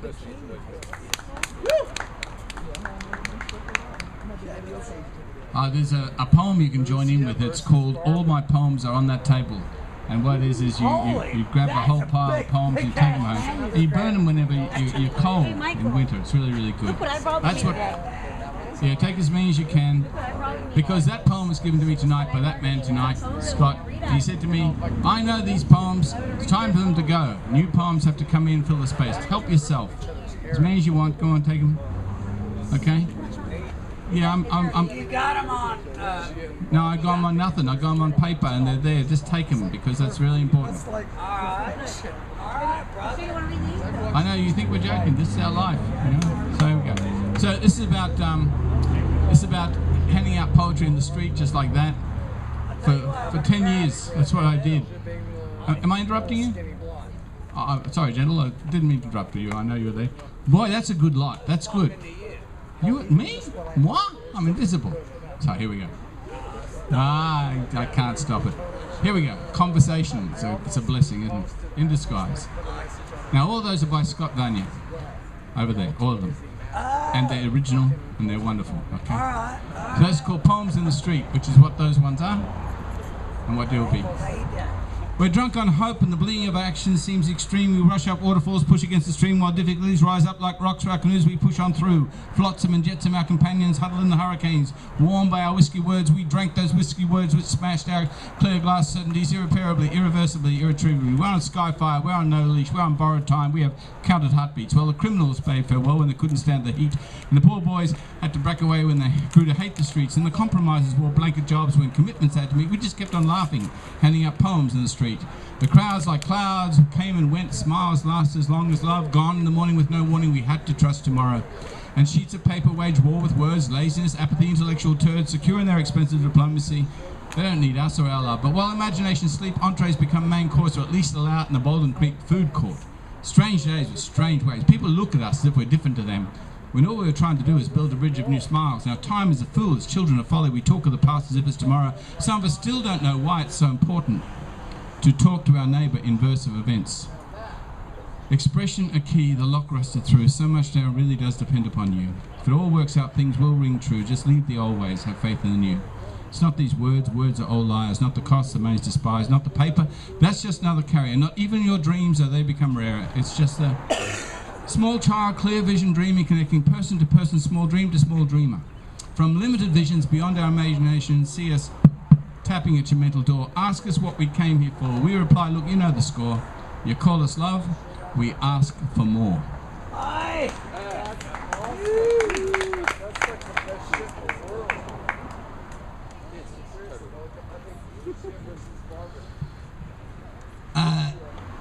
I grew up on industrial music, okay? So,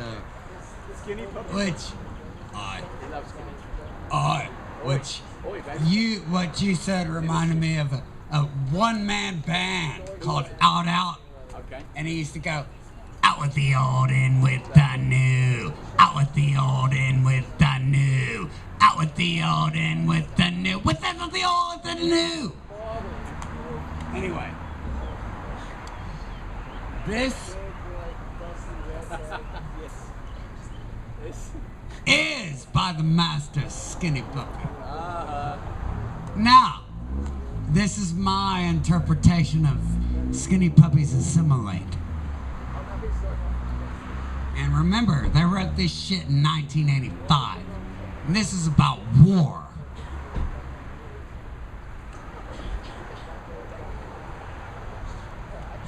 Oil remove, shred, tear, obliteration everywhere. It's the fear so unclear, a man in motion going nowhere.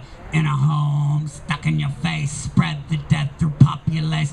Yellow journal, set the pace, feel the rage. Manifestations of assault, so insidious off the point. Soul selection never confused, body being badly bruised. Crazy world of where I thought, so deceived, we've had enough. Lock me up! Oh, lock me up! Rot and assimilate! Show your face! So hard to annihilate, to leave this place. Deviation, tonic mass, prolonged as this innocence is he who speaks, that is a weak, a will to virtue, so to speak. Bubonic plague, the truth evades, immunity before it decays. In the trench of pestilence, the Bible screams a natural pennant.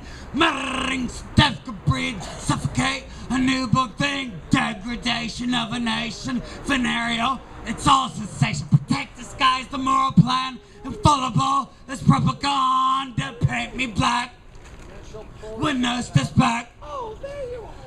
Paint me black, with no steps back. Rot and assimilate. I said show your face. So hard to annihilate, to leave this place. Aye. Agony profusely strains the inner thinking of the brain. Accusations, clanking chains, experiments with groans and pains, all proclaim the numb, perceive the terror in an animal scream. In cases of future, the answer's insane.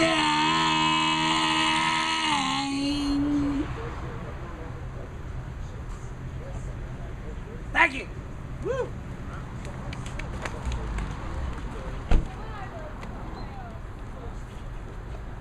This is somebody's.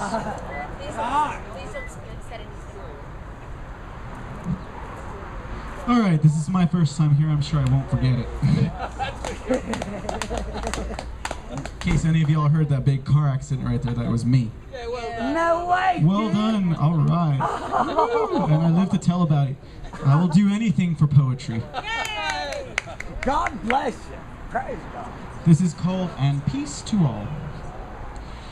Driving to the old home on Christmas Eve, weary drivers, younger spirits, need concern themselves with the machines that they control. An indicator of our freedom of movement. Right to travel threatened by Nazi Germany, reach of show your papers and a genital squeeze. Brothers texting me on my phone, my microphone to the world, my record kept by officials in some corporate bureaucratic would-be socialist, really fascist, settled for communist government contract. It's all the same thing, just varying degrees of isms created by the very people who instigated the confusion to begin with, who created them. At least only our views are conflicted. Soon perhaps our bodies and our bullets and our fists and our knives will be in conflict. And our mothers keep complaining about money and ends meet. And it seems no matter how old the childs get, the mother story stays the same. And on her deathbed she will worry about bills and who will pay the funeral, her final breath caught in this stolen vibration. Money is not everything, money is not important, though we made it that way through years of uncorrected mistakes. Just don't forget, traffic is a mental state, so clear the path like you clear your mind.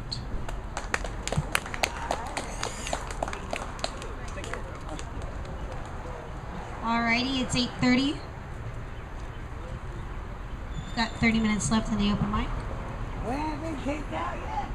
I'm John Brown. Praise God. So get up here as you will. So when I wrote, it's not quite finished, but I wrote it the other night. Superficial faces and feigned emotions. No real love.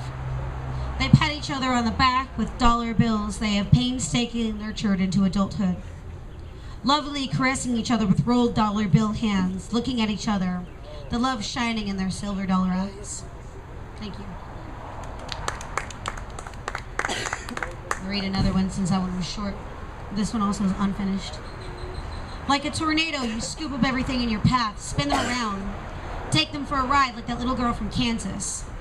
Only it's not a witch that we have to overcome in our land of Oz.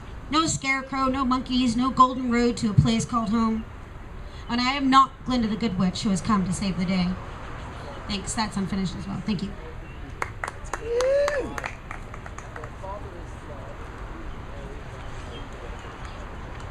This is the monologue portion of the program. Monologue. Fresh beat, maggot free. Family, my family, all scattered and gone, cast to the corners for sticking their thumbs in the main monkey business. They only want one to bear witness to the briefest of moments they stuck to their guns. Liberty for liberty, recorded and drawn. Broken, unbroken, the Ouroboros ring, the infinite circle that surrounds and divides with barriers invisible with gravity. And I'm awestruck, troubled by clarity, tossed this way and that like Olympus against the tides, godly, ungodly, and still I will sing.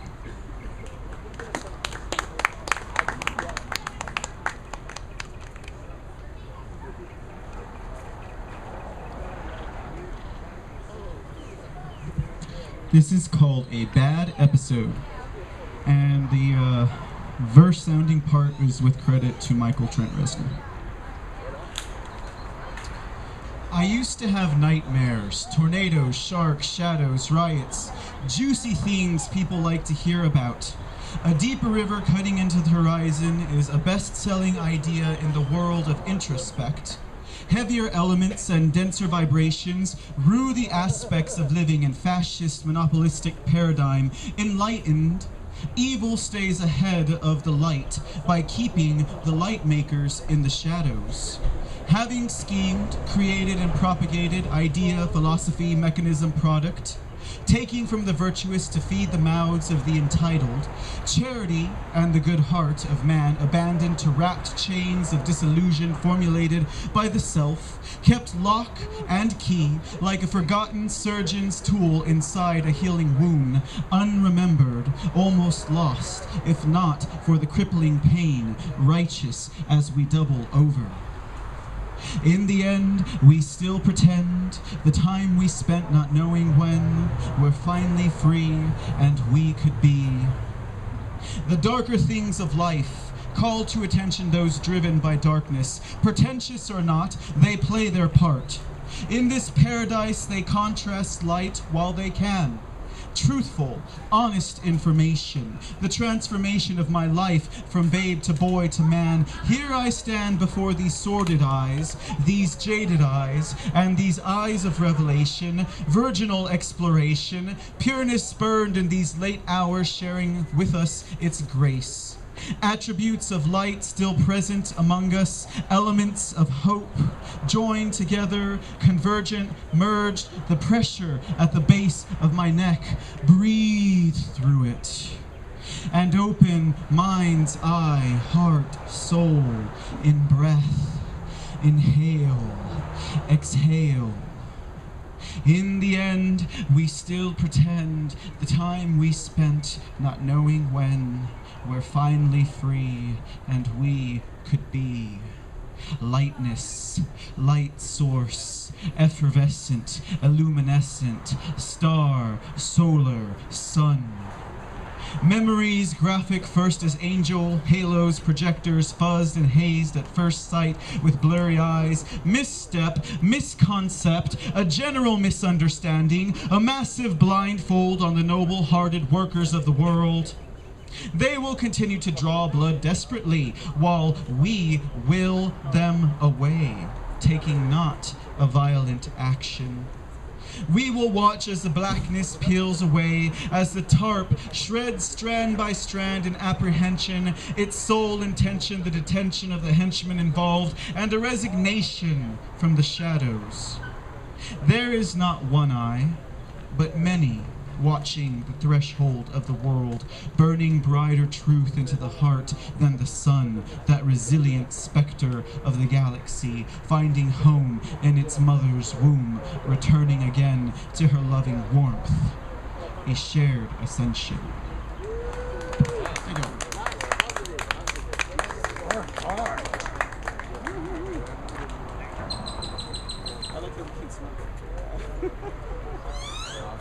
Oh, actually we can't.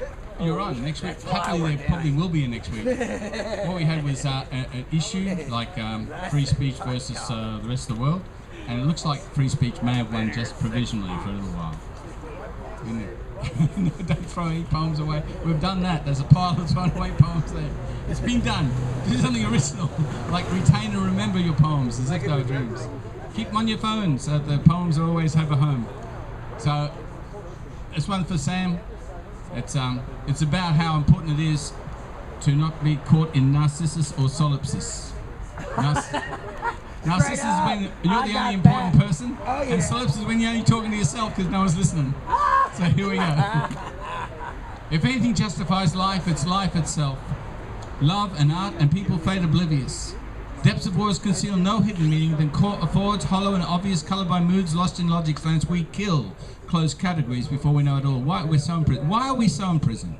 If images collide, knock against your walled life. If wings are clipped without your knowing. If reason fails for want of words, there seems no cure. Find what you know, return to it. More seems lost than is preserved. In your own rhythms, hold tight to those with whom you share your hopes. Because a poem is a small bird, delicate as a coloured second. It flies like a kite, lives in your shadowed skin, dies when the light of day, sun or words is cast upon it to melt its meaning. We are, despite all, still alive. Joy in this above now. Can you sing with us? Can you sing? Okay, Sam. Get right on, brother.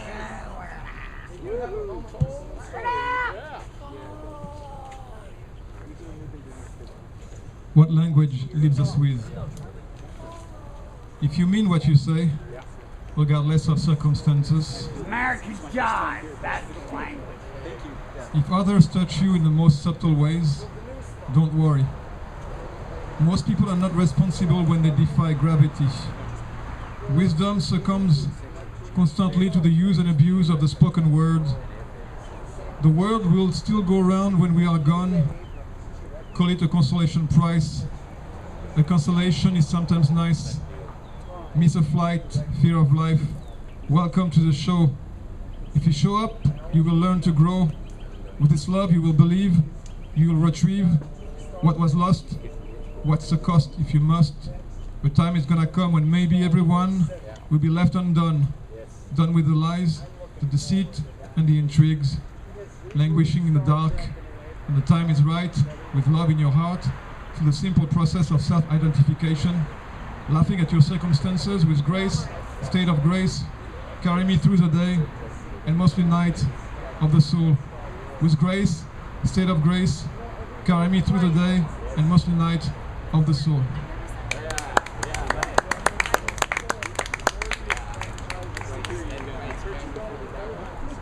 All right, everybody, we got about 15 minutes left in our open mic. We're here every Tuesday from 6 to 9. This is, happily and pleasantly here, smiling. Hey, hold on. Julien, if you're going to do Hamlet, you better say, nothing is either good or bad, but my name thinking is back Stephanie, I'm is your so. hostess. We'll be here next week from 6 to 9. It's round robin. Get up as you will. If you have something to say, just keep it safe. Alright. I will censor you if you get on my damn nerves, though. I'm not kidding. And I will throw you off my stage. You can ask these two. I've thrown them off my stage before. Freedom of speech. Oops, We're back. Freedom of speech, but don't be a dick. It cost me my open mic. Freedom of This is my place. This is my home, and if you get me kicked out, I will hunt you down. Yeah, that sounds kind of hot, actually.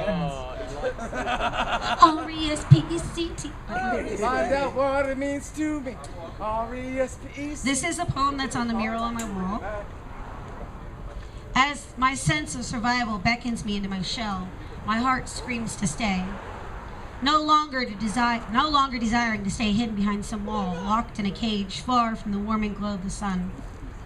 My words are my shell encasing my screaming heart. Will they ever let go? All these words creating a circle around my heart, enclosing the love I am so eager to display within, hidden within a labyrinth of letters. My heart will find a way to be heard, and when it does, you will hear it sing. Thank you. What's up, Fonty? Another good day. You have a new hat? It's for Fancy Day. Okay, I'm here to talk about a movie. Where the hell did Thom go? He floated over there soon. He floats everywhere, yeah. But I saw a movie last week. I saw the new Star Trek. I ain't seen that yet. I saw the brand new Star Trek. Did you like it? I had to see it in Pflugerville, because that's pretty much where I live now. Yeah, I could have walked from it and the bus would have made no difference at all. Aye. Yeah, I know. Well, about 2 minutes worth of difference. It made the difference of air conditioning. That was about it. Connections coming and going from here to France and Mexico and back even further still, bear with great patience the divine burdens of a slaughtered prince, majestically replacing himself and building up from the ground an empire. Ignore. Ignorance. Ignorant. Class is an ignorant. It causes people to ignore the age-old truths of unity, the forgotten connections that make us equal in spite of apparent differences in statures. The learned, ever so prudent, stand off from their classroom desks while I put miles beneath my feet. And with miles to go before I sleep, I cleanse the rainbow ladder up my spine, make peace with all trespasses, listen to the distant pressure on my eyelids, forcing me to sleep. Chemical of slumber from out my brain takes me away to a masquerade. Thank you.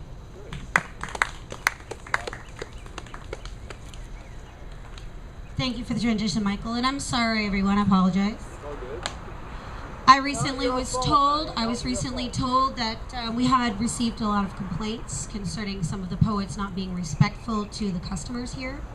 I felt that gentleman was being not only rude to the customers, but I also felt he was being rude to these poets.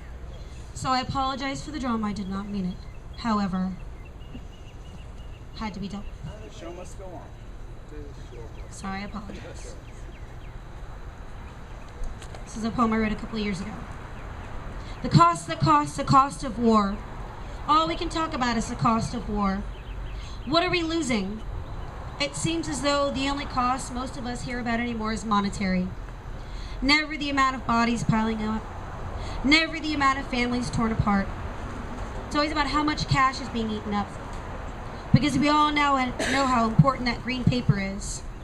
Green paper stained red with bloody handprints. The cost of war. It's rising. It's getting more expensive to kill people nowadays. With new technology leading to new weaponry, meaning new inventive ways to slaughter masses of humans. New ways to lay waste to a sprawling landscape. New ways to control that which we feel needs controlling. The cost of war. Take away money that could be used to help people, to do humanitarian things. Money being wasted on death that could be used to give life. Money that could be used to build a home. Money that could be used to feed a starving family or an ill and dying person. Where have we gone wrong? When was the cost of war only about the money? Is that all people can see is dollar signs and negative numbers? Why don't we talk about the real cost? Those we are bombing, holding dead children in their hands, crying, wondering what they did, what this little child did to deserve such a cruel death. Why do we have to bully one another into submission? When did money become more important than people? The real cost of war is the dead people. The real cost of war is a barren wastelands the greedy leave behind.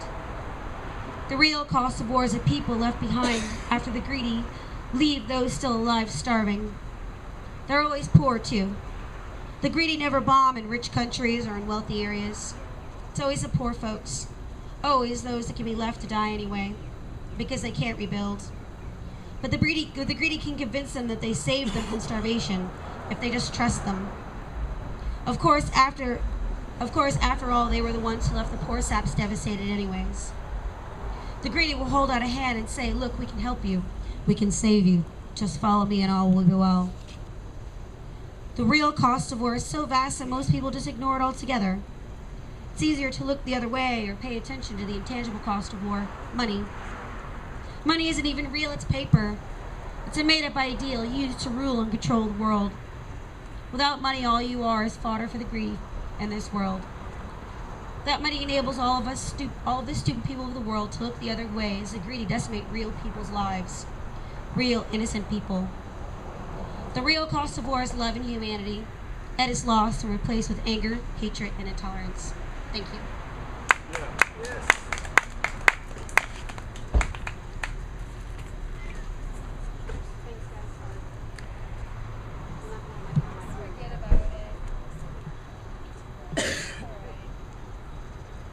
Okay.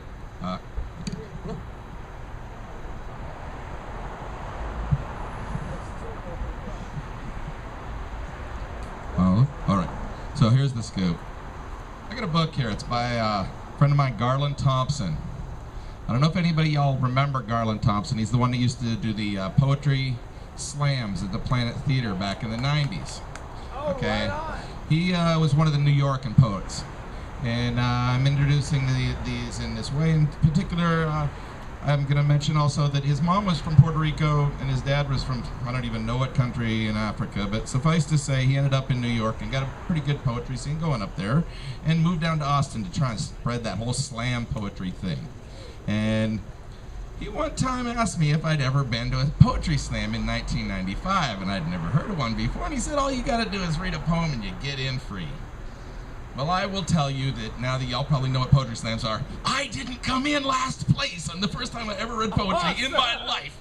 And I was so psyched that, man, I just wanted to bring this book here that he had given me years later.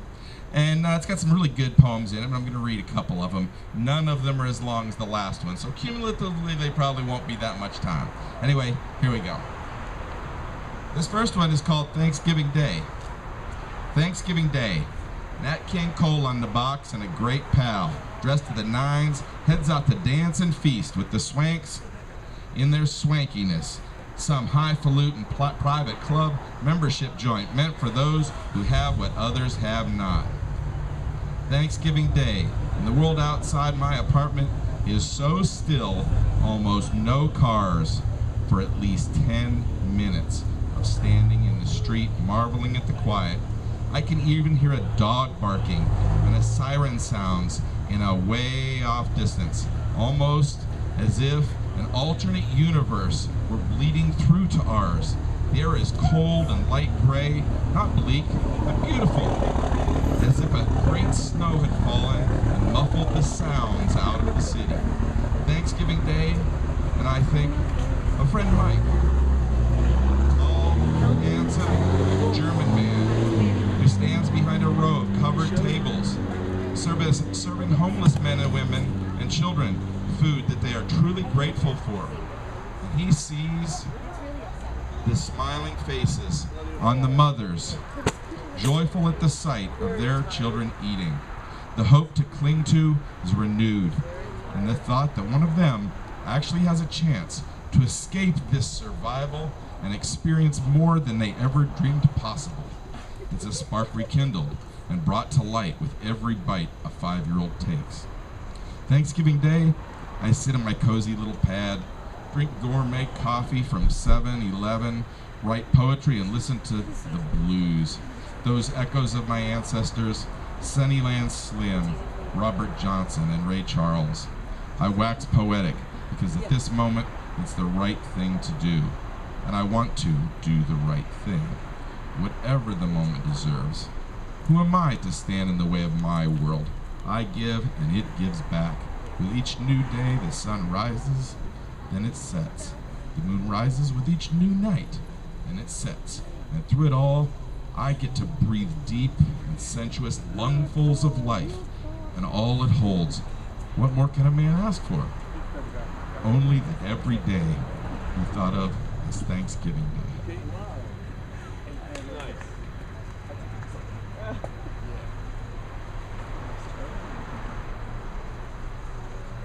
Okay, and I'm going to read this one because he talked about New York a lot.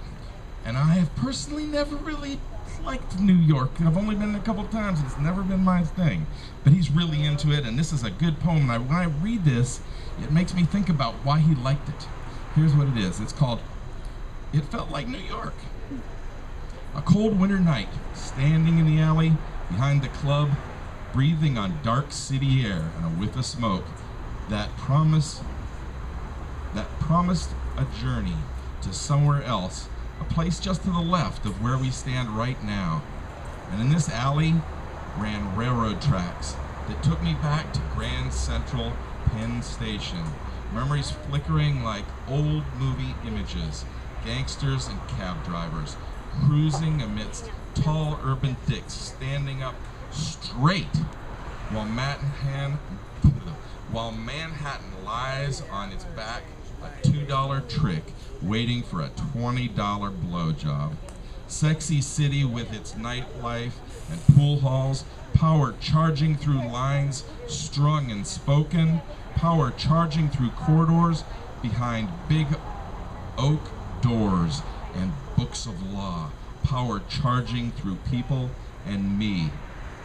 Then and now, the cold of this night makes me relive standing on the corner of 42nd and 8th Avenue, 4 a.m., watching the procession.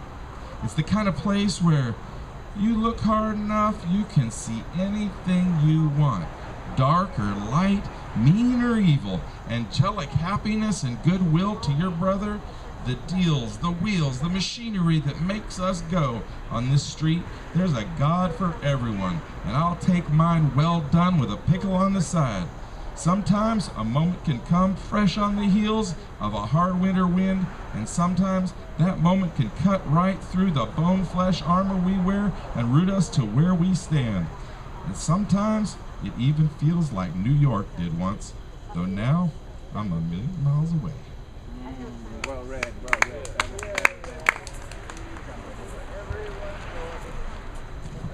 Garland Thompson was an actor. He wrote that book, Hey Garland.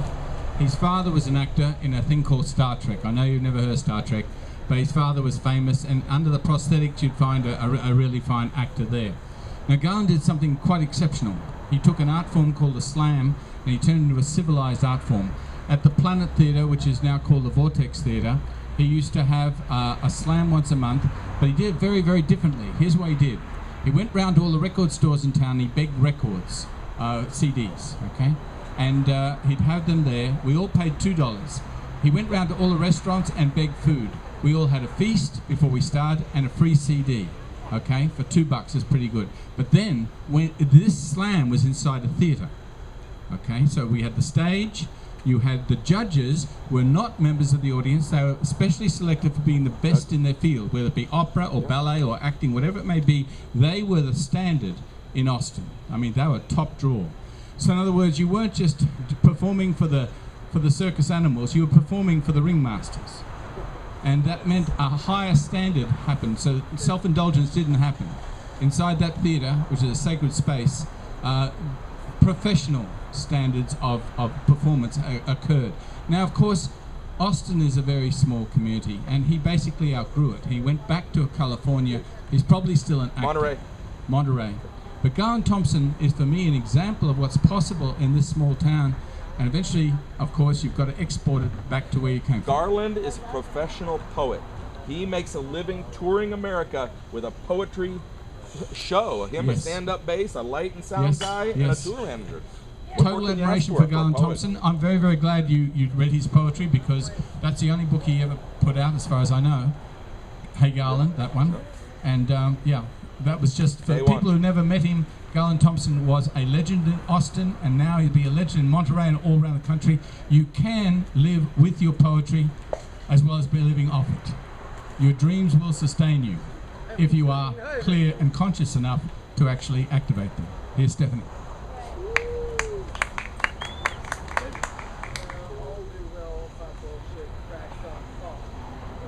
All right, guys, it is 9 o'clock. It's the end of our open mic this evening. Thank you, everybody, for coming out. Yeah. Thanks. Thank you, Stephanie. Love you guys. That's legal. Oh, living all day is legal. This is a recent one I wrote. I'm going to read it again. I've read it before. I'm going to read it one more time. The push and pull of the emotions I have dwelling within my heart wax and wane like the pull of the mood on the ocean's tides. The sand holding pretty little shells, all unique, yet sharing similar qualities. Yet the water will grab one, wash it out to sea, but not hold it for long in her loving, calming waters. As myself, I pull a man close to my heart, hold him in my warm, living heart, give them care, ease them calmly into my ocean, then push them out like a wave, washing the shell it held so dear back onto the golden, gleaming sand. As I grab another man, the ocean will grab another shell. The constant movement, not allowing anyone to stay too long. Thank you. Thank you, Stephanie. Wow. Thank you. No, just something real quick, man.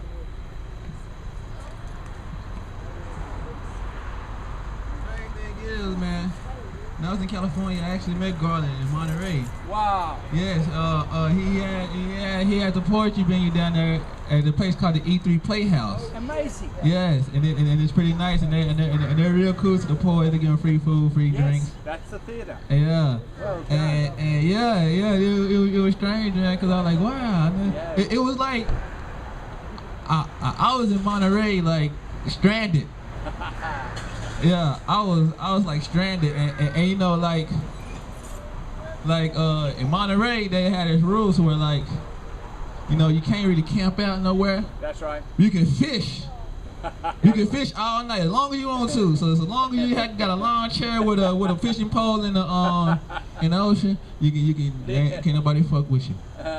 And like somebody I was there fishing. Yeah. You know, and like somebody mentioned the E3 Playhouse, but I was kind of pretentious because Monterey is a very upscale city, so I was like, nah. Yeah. But you know, I went, you know, because he offered me to buy me free beer. Okay, fuck it. Yeah, and like I went there, and it was a poetry venue going on, and it was like, yeah, and I was like, yeah, can I get up on stage too? Yeah, and I did, man, and people liked it, and it was like, and it was like a whole bunch of, you know, yuppies, but everybody was cool though. It wasn't really pretentious.